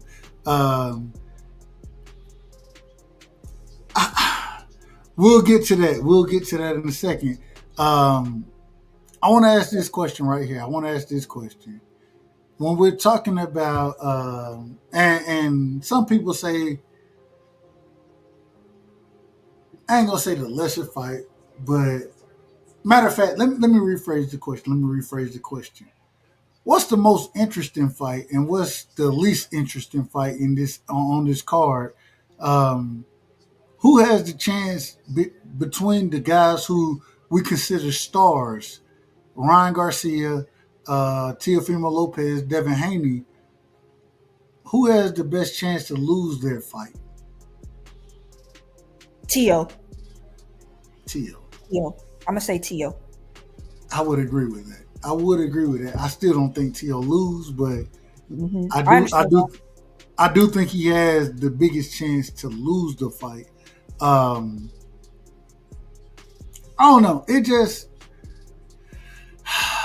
yeah. I see what you're saying. Just because Arnold Barboza, he's a boxer. He's a good fighter. I think he's a really good fighter, but Tio definitely, just to me, just more in his toolbox, just more in his bag. But again, it depends on what version of Tio we get. Tio I don't know. Tio might make it look, easy, but I just know Tio struggles with boxers. He struggles. So if he doesn't come forward and he makes Tio bring the fight to him, I think he can win the fight. But if I'm Barboza, I stand in the middle of the ring, and let's fight. Hey, let's fight in the middle of the ring. Then I'll take a half step back. You, and then I respond accordingly. I ain't just walking to you. That would be my game plan. Mm-hmm. And it's crazy because if I could think this, I know y'all gotta be thinking this. I know y'all have to be. But we'll see what happens. We getting ready. Well, where we at? Shit. All right, we good. You want to get to the Ryan? Oh, go ahead. You go ahead. No. I was gonna ask the question. So, it seems like this entire card, this everything they've been asking about. When I listen to them talk to Devin, when I listen to them talk to Ryan, it's always about y'all fighting next, right? Yes. It ain't about and like I say, I think Ryan has an easier path than anybody else. I don't know how that's the main event, in my opinion. Rolly Romero, that man is trash. In my opinion, he can punch, but some of the worst footwork. Anyway, I don't want to get too. I don't want to denigrate Rolly. I'm not going that far with it. But when we look at Jose Ramirez, I listened to Oscar De La Hoya say that And I believe he is promoting Jose Ramirez, so we know he's going to be biased. But I listened to Oscar De La Hoya say that Devin is was damn near knocked out against Ryan Garcia, which we know is a lie. Straight The lie. man, Yep. the man was never knocked out from. Devin Haney ain't never been knocked out. Matter of fact, got up from any knockdowns that he's had in the fight against a nigga who was cheating. Respectful. Well, I don't know how much respect I can have for that, so I take respectfully back. When we're listening to the way Oscar is promoting these things, saying that even that Jose Ramirez is going to put hands on Devin.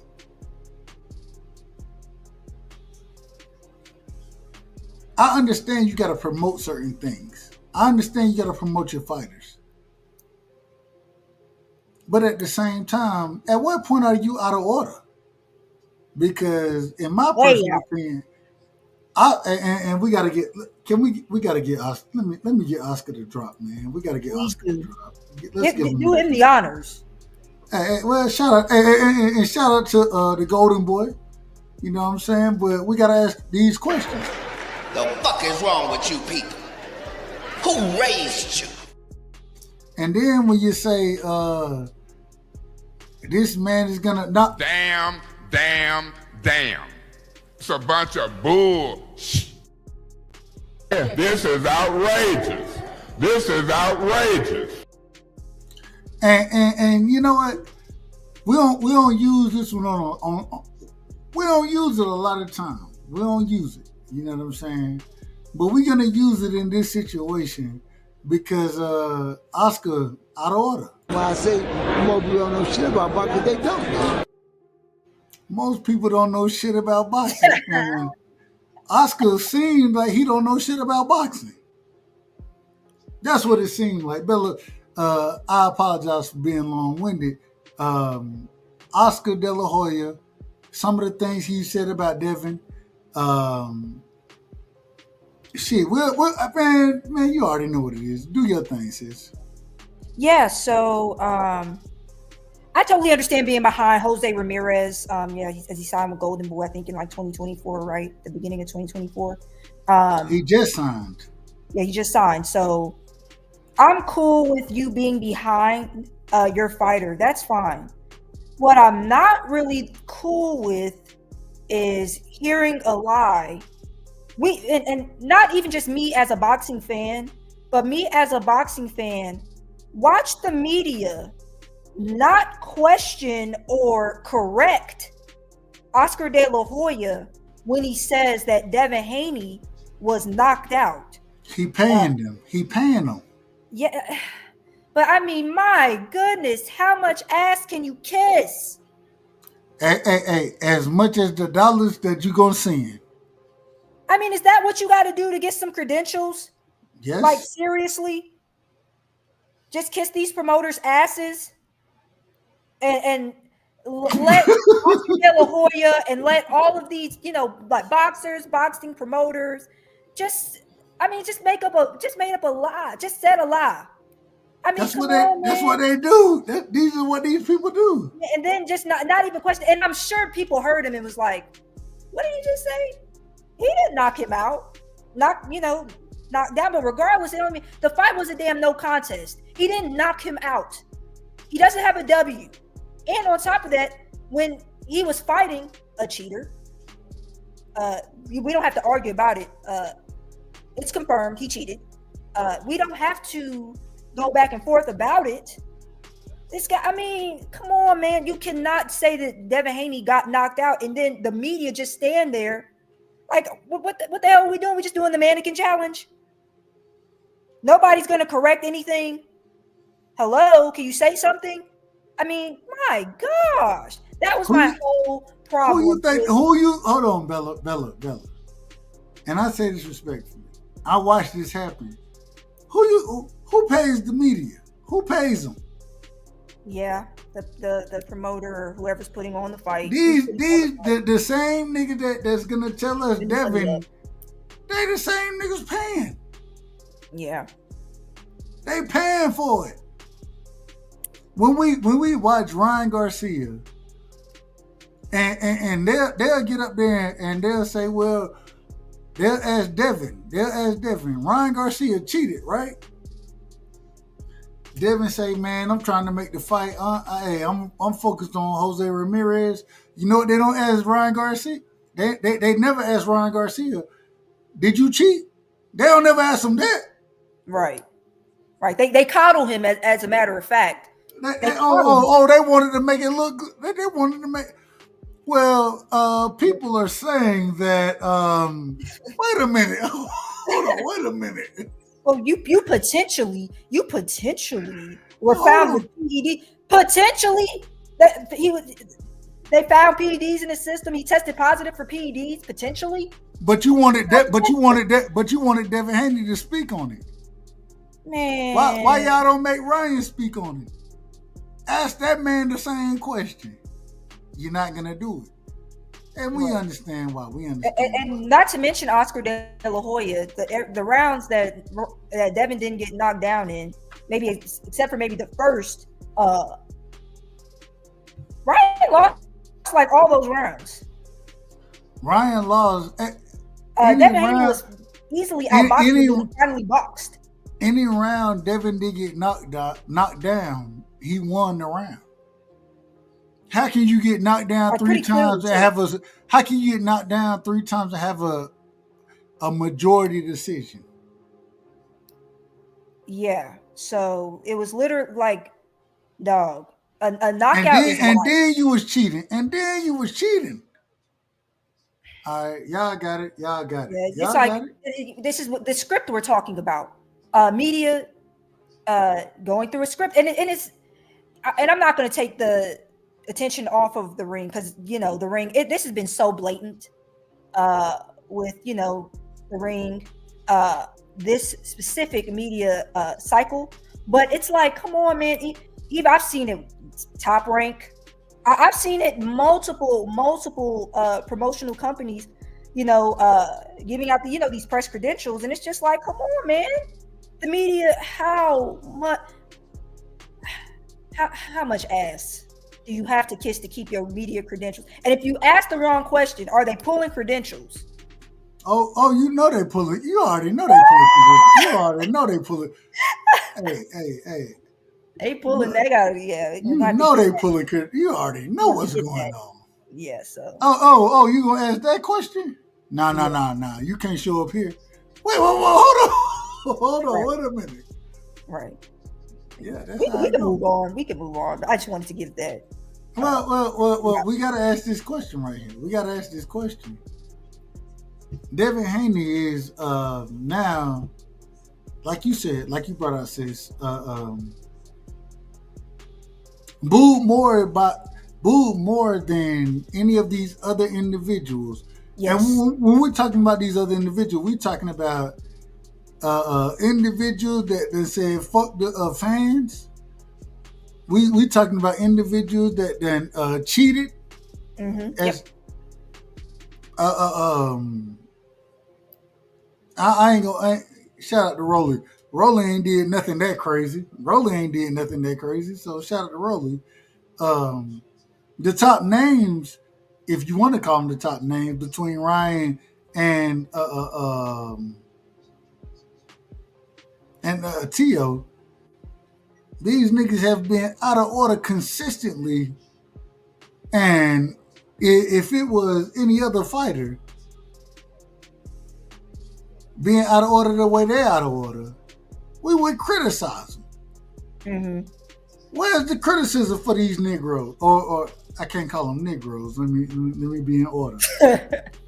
What a criticism for these individuals. Let me just be as honest and unbiased as I can be. What a criticism for these individuals.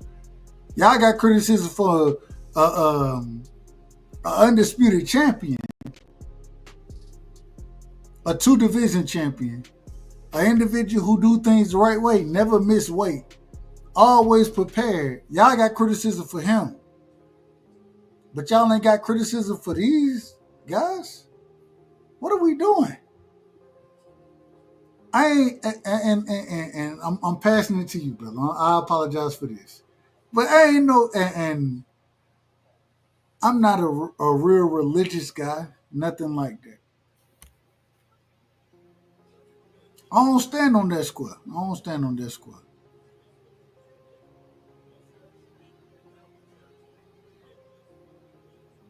But at the same time, are you telling me that the individual who's doing things the right way, following, and biblically speaking, this is why I brought that up. They told us for the longest, good one day we'll all be living in a day where good is bad and bad is good. Devin is doing everything the right way. Y'all can't tell me one thing this man has not done the right way when it comes to the sport. Right. You can't tell me that. But y'all want to criticize him. Where's the criticism for the drug cheats? Where's the criticism for the niggas out here, the non-champions, the niggas that ain't put the work in, that miss weight? Where's the criticism? It's fucking ridiculous. And I apologize, but and Bella, go ahead, because I'm gonna be out of order if I keep talking. I'm gonna be out of order. I think the way you put that was very well said. In terms of Devin always being like a consummate professional in boxing, making weight, preparing correctly, being clean. He's the fighter that's in 24/7, 365 drug testing. It's just like, come on, man. Like, the fact that you all will continuously give Ryan Garcia a pass as if you don't see a change in muscle definition. We'll wait till fight night. I'll wait till fight night to go deep into it. But I see differences already. I'm going to wait till fight night, though, to really write down exactly what I'm seeing. I'll put the side-by-sides and everything. I'm going in the next show. But with it, Ryan stating the things that he stated online, going off on going off on other boxers who have called him out. Caleb Plant called him out, stating that, dude, this was in your, how did this get in your system though? Bro, how can you say you didn't cheat?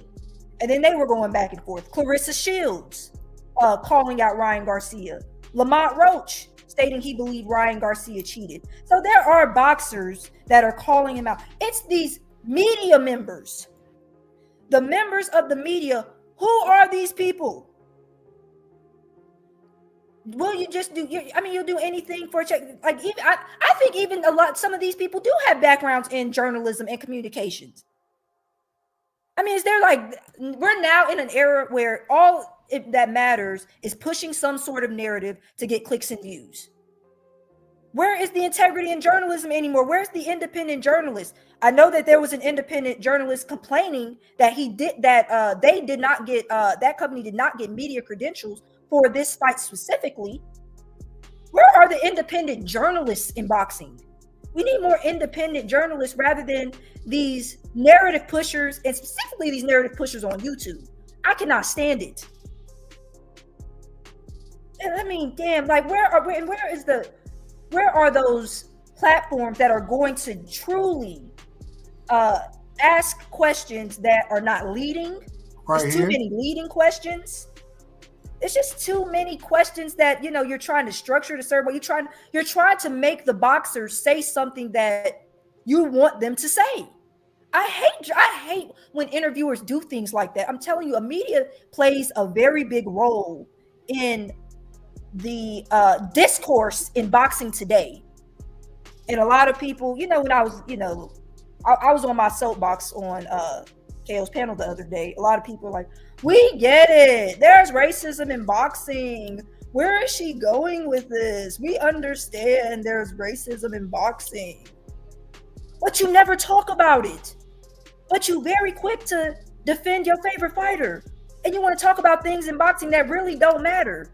You want to talk about things that you've heard on YouTube all day. You would rather regurgitate those conversations than talk about something that's blatantly in your face. I mean, do you really want to cover boxing and cover the actual sport? Do you want to keep are we going to keep the sport clean, or now it's a free-for-all? I mean, this guy easily over the allowable limit of the New York State Athletic Commission. He's over the limit, clearly, but you want to argue that he didn't cheat. I mean, get out of my face. You can't even argue with me.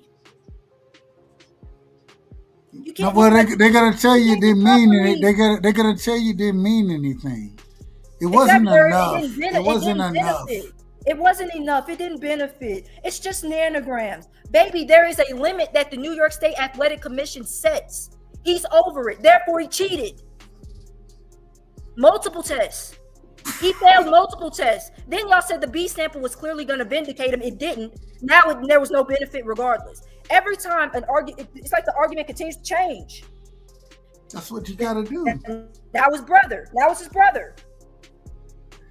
Well, how did his brother know? How did his brother know? How did his brother know? I'm sorry. It just the media, please, integrity.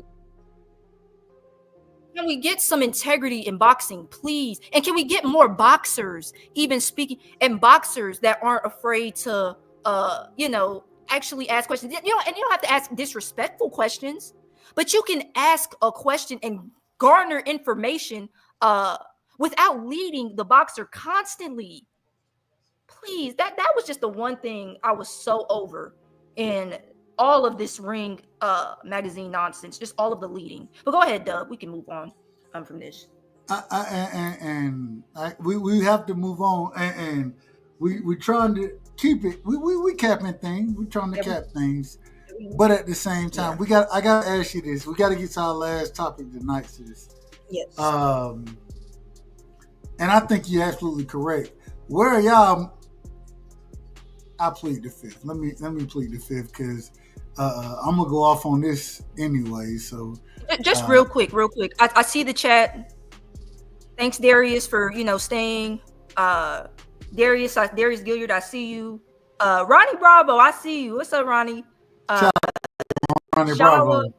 Yeah, shout out to CJ Ross. Shout out to Darius too, man.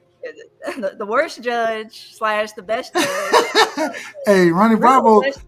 Ronnie Bravo worse than me, so I'd have been the worst until Ronnie Bravo. I was the worst until Ronnie. Shout out to my brother they were Ronnie. tearing him up. They were tearing him up, but they told me up for it. They told me up before that. Who cares? But yeah, these niggas, they don't know shit about boxing. Rick, let me be quiet. Rick Timms, Nick J, DP Rocca. Oh, DP Rocca, what's up, man? Salute to everybody. Salute to Nick J for sure. Queens of Boxing Talk. They actually posted our show. Shout out to them, man. Much they love. Posted our show in their, I think, community tab. That was so cool. We didn't ask them to do that, but they ended up doing it, and I think they posted twice about it. Thank you, Nick J. I did not ask you to do that, but thank you, cuz I appreciate that. We are trying to build over here. But yeah, we can go to the last topic. Just wanted to HB, the voice of reason. I see you. Texas 16 South, Puro, Rick Timms again. Yeah, Texas 16. Yeah, I see everybody. Cosmic. Thanks everybody for staying. And we still got more topics to touch on. So I gotta ask this question moving forward. I gotta ask this. And last topic on this whole, well, I want to save it. And the reason I want to save it is because I want to see the fights play out. You already know how I am. I want to see the fights play out, and then we'll see which interviews we need to respond to because we'll see what happens. Sis, because we only do this once a week, we got to do this. Well, first off, before we get to what I want to do, Brian Norman Jr. comes out and now he's going to be fighting Jin Sasaki. Correct me if I'm wrong if I said Yes. the brother name wrong. Jin Sasaki. And in Tokyo, I believe in June. Now, hey, y'all, you know, everybody up here know I'm a Georgia boy. Well, this is Georgia's finest. So you a Georgia Peach, I'm a Georgia boy. You know what I'm saying? This is how we do things around here. I rock with Senior and Junior. I rock with both of them. Me personally. What's your thoughts on him fighting Jin Sasaki over in Tokyo in June? And how can you make that make sense? And then I'll respond accordingly. So the way I make it make sense is this is a fight that Jin Sasaki, you know, asked for after Brian Norman Jr. successfully defended his WBO title. And shout out to Fight Sport Talk. I see you, Fight Sport Talk. But Norman Jr. making this Sasaki fight, I think that this is a fight that can garner him more fans internationally. And the reason why I think this fight got made, they're both on Top Rank. Top Rank making another in-house fight. Again, I thought PBC and Top Rank would be working together. I was hoping Barrios and Norman Jr. They would be making that fight, but it looks like they're saving 46-year-old Manny Pacquiao for Barrios. But we'll see how it all goes. Hold on, what they doing? They're saving 46-year-old Pacquiao and saving their new gatekeeper Barrios for him. You know, Barrios is the return guy. So when Keith Thurman returned, he fought Barrios. Pacquiao's returning. He's gonna fight Barrios. Hell, you got even Conor Benn talking about he want to fight Barrios. I don't know, man. Barrios, a lot of people want to fight Barrios, but Norman He the easiest link. Barrios. So, go ahead, Dub. What were you saying? What'd you say? Barrios is the easiest link. Everybody want to fight Barrios. But I thought Top Rank and PBC were working together, man. But anyway, Top Rank, they made their in-house Top Rank fight the way all these promotional companies do. You know, it is what it is. The Jin Sasaki fight. Listen, when Japanese fans like you, they stick with you. I saw what on social media, the way Stephen Fulton gets love in Japan. So maybe Norman Jr. will garner new fans internationally. So I mean, it's a good look for him. But, you know, of course, everybody wants to see Boots versus Norman Jr. That's probably a big fight to make, but it's looking like with Boots now having Mandos, his Mando being next Mando being Giasov, and then Norman Jr. having this fight, so they'll both be defending their titles. So that's what it's looks. I just see it's not PBC, Top Rank making an in-house Top Rank fight. You know, Jin Sasaki is with that Japanese Top Rank sector, so. I'm looking forward to the Brian Norman Jr. Jin Sasaki fight. Now, Jin Sasaki, he's definitely punching. I'll say that. And he, you know, is a volume guy. But Norman Jr., the punches look different, man. I want to see this fight. I want to see. I just feel like a stoppage is coming. There will be a stoppage in this fight. So from who? Norman Jr. stopping Sasaki, 100%. Okay, I'm not even. There we go. I am not. I'm not shy in saying that. And I think Norman Jr. just has a little more skill than Sasaki. But I've seen Sasaki's fights. Now the Heroica fight, he got stopped. And that stoppage was. Woof. But overall, Sasaki is punching. He's got, you know, but Norman Jr., I think with his power, he also has skills too. So, but again, leaving his head kind of on the line at times. I just want to see who lands that big shot first. I think that'll tell a lot about the fight. But yeah, Dub, what you think about this fight? I ain't gonna lie to you. So first things first, I don't want to see the fight. Me personally, and you ain't hey, you know, Junior, that's my guy. But at the same, I don't want to see that fight. I think Junior ends up stopping him somewhere between 4 and 7, somewhere in there. He'll stop him. And he gonna put hands on the brother. Respectfully. I said respect. And the brother came over respectfully. I said it. He came over respectfully, you know what I'm saying? Say, hey, I want the smoke. I do understand that Boots got say the brother name for me one more time. I apologize, sis. No. For Boots. Oh, Giasov. I believe he trained by Butayev as well. I ain't got no problem with it. Boots will stop him. And I want to see I want to see at the end of the day, man, I just want to see the best fight the best. I want to see the smoke. And in this situation, I don't think neither one of these guys, whether it's Jin Sasaki, whether it's Giasov, I don't think they, man, I want to see Junior in there with Boots. I want to see the fight. That's me. That's my personal opinion. You know what I'm saying? So it is what it is, but we and you know I already told you, sis. I'm trying to keep it to 2 hours. I can never do it. It's never gonna happen. I already know that. But I want to get to the last part of the show, man.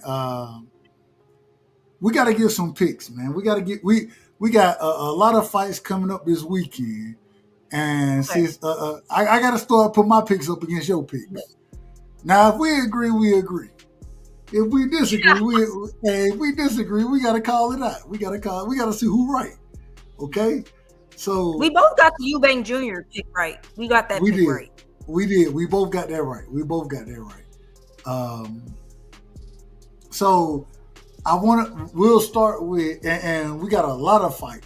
And so the way we'll do it, I ain't going through all these, especially these damn undercards. Some of these mediocre undercards, as you would tell me. These mediocre undercards, we're not going to go through all of them. Looking at the main fights, we'll start with the headliner, supposedly. I don't know why it's the headliner, but Ryan Garcia versus Rolly Romero. I think we both agree Ryan Garcia wins the fight, if not stops Rolly Romero. I think we both agree on that. Yes. Mm-hmm. Okay, cool. Second fight, Teofimo Lopez versus Arnold Barboza Jr. What's your thoughts on that fight? Who do you pick? And who do you see winning stoppage? However you want to pick it. Point spread, whatever. How do you see that fight playing out? Well, hey, this is the one fight I could be wrong about. I am going to go with who I am rooting for this fight, but I'm going to go Barboza. Barboza wins this fight and gives Tio another L. I think Barboza will outbox Tio and hopefully even catch him with something. But I'm gonna say I'm gonna go Barboza with this. I ain't gonna lie to you. I'm rooting for Barboza. I got Tio. And the reason I got Tio, Arnold Barboza, the man, me personally, I ain't never seen him just fight at mid-range and stand there and pick his shots. He likes to come forward. He likes to pressure you.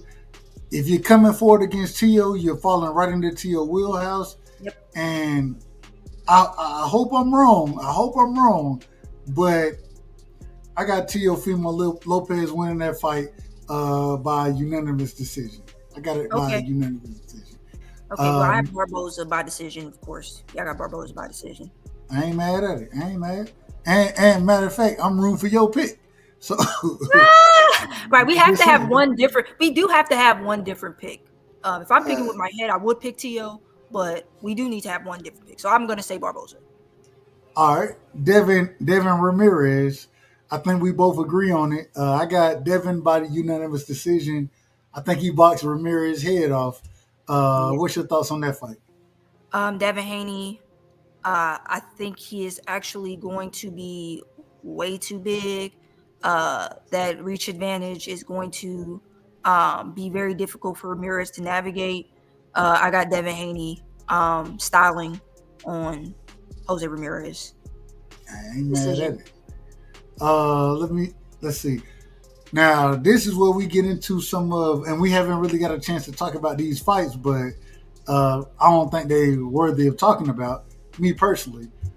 And I'm not even going far into the undercard. Matter of fact, I ain't going into the undercard.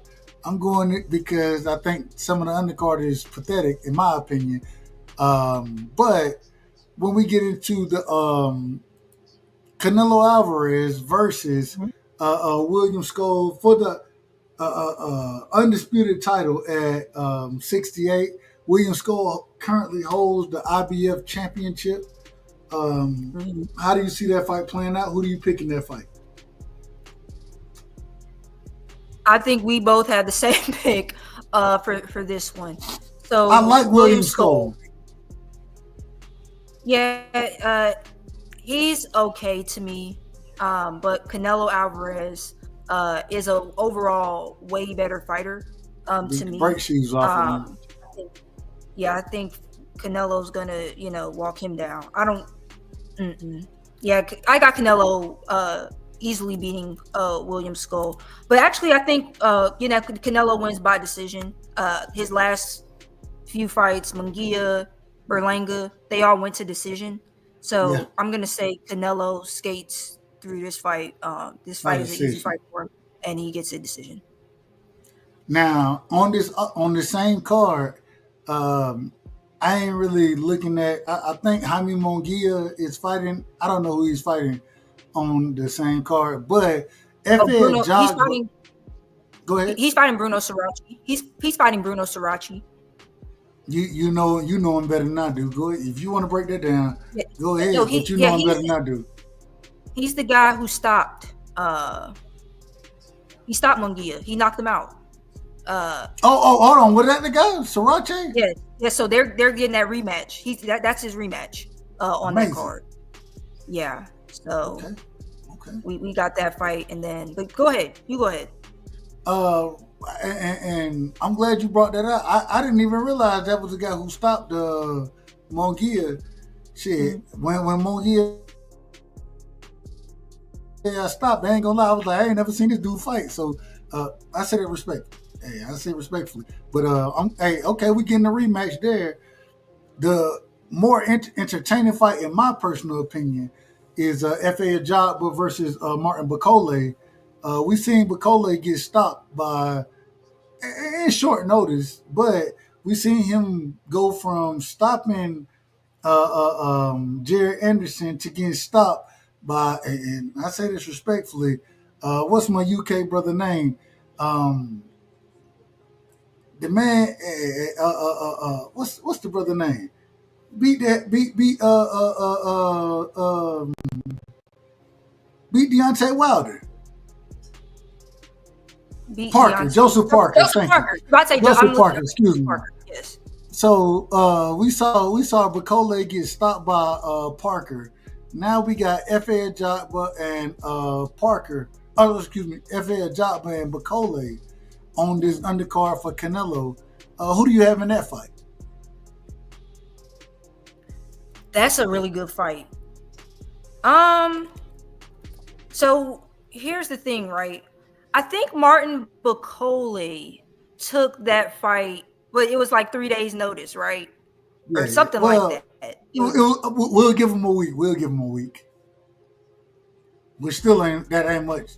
So yeah. But Martin Bakole is so big. Oh man, this is a hard one for me. But I am going. Dang, this is a hard one for me. I'm gonna go FA. I think FA Ajagba might pull it off. So I'm gonna pick FA for this, just because I think he's a little more athletic. I think he'll be able to catch Bakole. And I think the later the fight goes, Bakole will get more, tired and worn out. Yeah. So I think I'm gonna go FA for this fight. But Bakole is very dangerous. He is dangerous. I'm going, once again, we'll go opposite sides to this one. I'm going Bakole.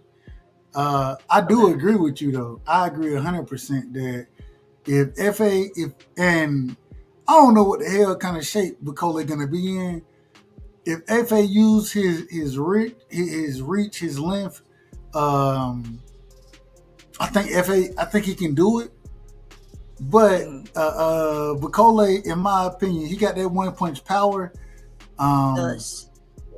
I'm going with Bakole, but I wouldn't be surprised if FA wins it. Matter of fact, I ain't gonna lie to you, I'm rooting for FA Ajagba, but I'm going with Bakole in this fight. I'm going with Bakole.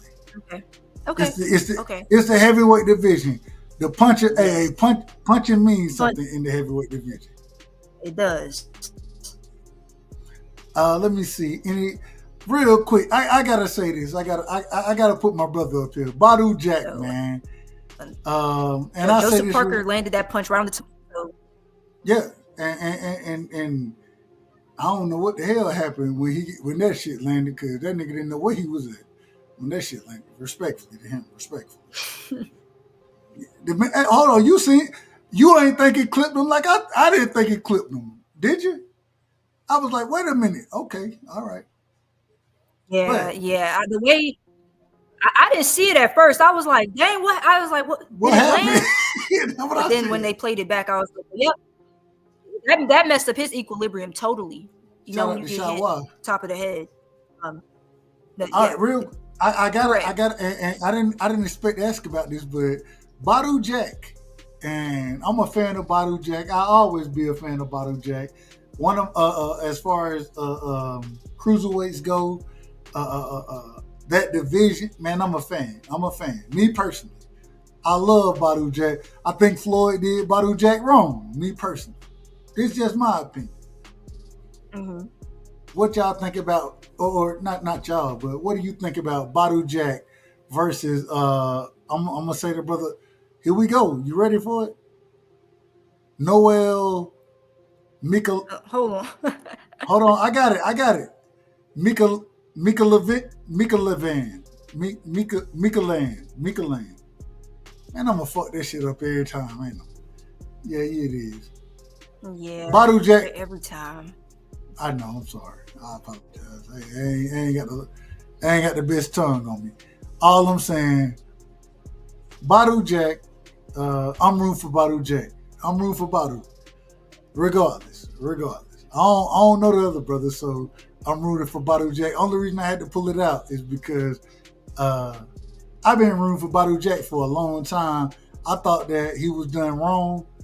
I thought he could have had a much better career than he's had, and the brother's still fighting, so I ain't got no problem with him. I'm going to support the brother. You got anything on that, sis? But yeah, I'm gonna go Badou Jack, but again, I need to get more familiar with Mikalayan. How you say it? Yeah, you can go ahead and I need to get more familiar. I need to watch more Mikalayan fights. Mikalayan. Cruiserweight. Yeah. I do watch, certain cruiserweights, but yeah, go ahead, Dub. You can give your pick on that. Hey, now I'm going Badou Jack. Last card of the weekend. This is the Sunday card. We got Inoue, and I don't know why they did it the way. And I'm not mad at it, but they could have spread this out through a month. And man, they could have spread this out through 2 months. Ryan Garcia versus Rolly Romero could have been his own card. Devin versus Ramirez could have been his own card. Teofimo versus Arnold Barboza could have been his own card. Canelo Alvarez and Skull, his own card. Inoue versus Cardenas, his own card. And Espinosa and Vasquez is on card, in my opinion. You could have spread this shit out throughout 2 months, but they wanted to put it all in one weekend. So Yes. Inoue versus Cardenas. A walk in the park. Inoue. Yes. We don't even need to talk. We don't even need to give too much on this. Inoue, I got Inoue sparking Cardenas for sure. A walk in the park. Yes, that is an Inoue Vegas showcase. That is that's a easier. I got that over Canelo Skull. Yeah, Inoue sparks Cardenas, sparking him. The best fight on that card, in my personal opinion, is Rafael Espinosa versus Edward Vasquez. I think Vasquez has a chance in this fight. I do think he has a chance. I'm picking Espinosa to win the fight. Me too. Yeah, me too. It depends on how many elbows are thrown in that motherfucker, but I say that respectfully. Yeah. I say that respectfully to Espinosa. It depends on how many are thrown, but if four land, if three land, let me rephrase. If three land, then Vasquez he gets stopped. If one land, then Vasquez loses a decision. In my personal opinion, what you got on this? Sis? Yeah, I think Espinosa I got Espinosa by decision in that fight, but I think that's a good fight. When I saw that fight, I like that fight. But yeah, I don't see. Yeah, I don't really see Vasquez getting by tall, lanky Espinosa, but I just really like Rafael Espinosa. I don't like him at all. I like watching him fight. I do like watching Espinosa fight. So, he wanted the man throw more. When he beat what's my guy name from Cuba, man? Oh man, I can't call his name. The gold medal. I'm not the gold medalist. The Olympian. Robeisy Ramirez. Robeisy Ramirez. Man, Robeisy was putting hands on that man till that man started throwing balls. He beat Robeisy though, but he definitely beat Robeisy. He beat him from elbows. I had him beating Robeisy Ramirez. Man, Robeisy was putting hands on that man until them damn elbows started coming. Down. I was like, no, yes.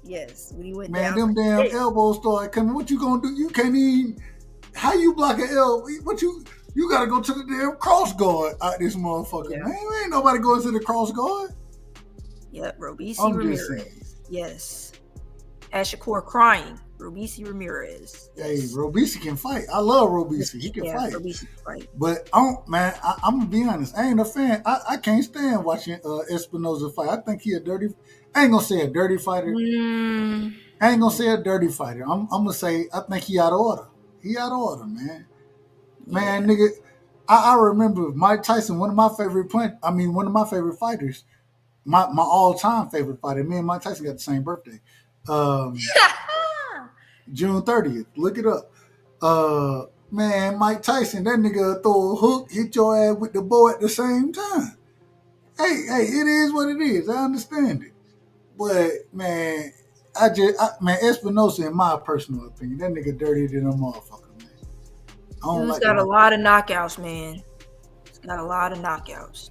And man, all right, don't get me. I know they don't go too bad on him. I'm gonna be out of order. I'm about to be out of order. All right, sis. Hey, we done put our picks in. So we will go in, and next week we'll see who was right, who was wrong. We only do this every Tuesday, so y'all make sure y'all pull up on Tuesdays. Sis, another great show. You know what I'm saying, man? Give me your last words. We 2 hours in. And what I told you, I always tell her, I say, look, sis, hold me down now. Keep me in order. Hold up. How long I say I want the show to be? Yeah, like 2 hours, right? Like 2 hours. So. and then it's not going to work out that way. But, man, I appreciate you. Bella, You're doing your thing, man. Keep cooking, sis. Give me your last words. And shout out to Georgia, man. Y'all think Georgia don't know boxing? Come over here and we'll cook all y'all motherfuckers on boxing. I say that respectfully. Go ahead, sis. Georgia's finest. I am very happy that we were able to finish this show earlier than the last show, so I'm cool with that. There was so much to talk about with that Eubank Jr. Ben fight, with the Fatal Fury card coming up, just the latest boxing news, things we just had to cover, and how the media during the Fatal Fury card just, I mean, my goodness, going by the script exactly, coddling Ryan Garcia, which is just super annoying as a boxing fan to see when I'm reading questions. But we're glad we got to get our in. Oh, go ahead. Hold on. Wait a minute. I'm sorry. How are you coddling the nigga? And I didn't say this already, but how are you coddling the nigga, the drug cheat? How do you coddle the drug cheat, but go against the nigga who got cheated? When have that ever made sense in the sport? Yeah. My grandmother, shout out to my grandmother, a Jehovah's Witness. She always tell me, in the last days, good will be bad and bad will be good. And this is what we're seeing right now. Go ahead, sis. I apologize. But yeah, just in terms of tonight's show, just us touching on Brian Norman Jr., Jen Sasaki, the Fatal Fury promo, and just one thing, hopefully we all can just see as boxing fans, all of these narratives that are being pushed in boxing right now. I understand people, have their favorite fighters, and I think all of that is, fine. But let's try and be a little more, at least try and use a bit more fact before we just throw out narratives, and let's try and hold the media accountable when they're clearly leading and coddling. And for example, right, when Mike Compinger in the Ryan interview said, you say you have no idea how the Osterring got there, so it must drive you crazy, huh? And then Ryan Garcia goes into how him testing positive for Osterring has been driving him crazy, and the way people are, labeling him as a drug cheat, it's now driving him crazy, and he's been having to do meditation, and all of the leading is getting truly annoying in boxing, rather than just let's keep it boxing, let's talk more boxing, rather than giving opinions that have no evidence behind them, that have no sort of, no sort of research was done. You're just saying things to say things. It's like, okay.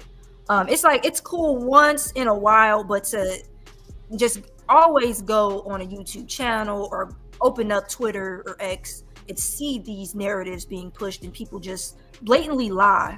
Even Oscar De La Hoya lied without the media correcting him. Just pushing more like fairness in media and more just having some integrity. My goodness, if you're gonna do media, have a little bit of integrity. And these promoters, having these scripts, you got The Ring, you got Top Rank. I know I've seen them do it. PBC, the way I just saw Tank get coddled at that Tank Roach after the Tank Roach fight. So coddling boxers, it's just not cool. Trying to have conversations and be their friends. I think it's cool to be just a personable, nice person.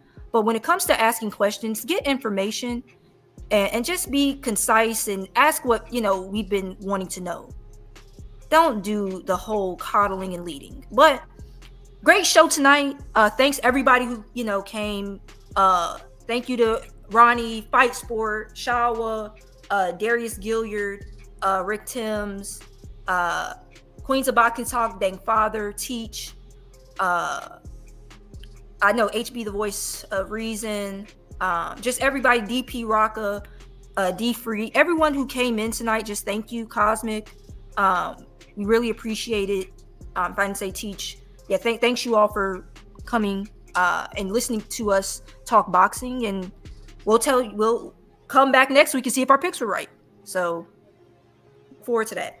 Shout out to my sister, man. And at the end of the day, I just gotta tell y'all, ain't nobody talking boxing like we. Hey, it ain't no personal narratives, none of that. Nigga, we just talking boxing, and that's why I got a lot of love for my sister, straight out of GA, as I always gotta tell y'all, because if y'all don't know, and it's a stigma around here about niggas from Georgia.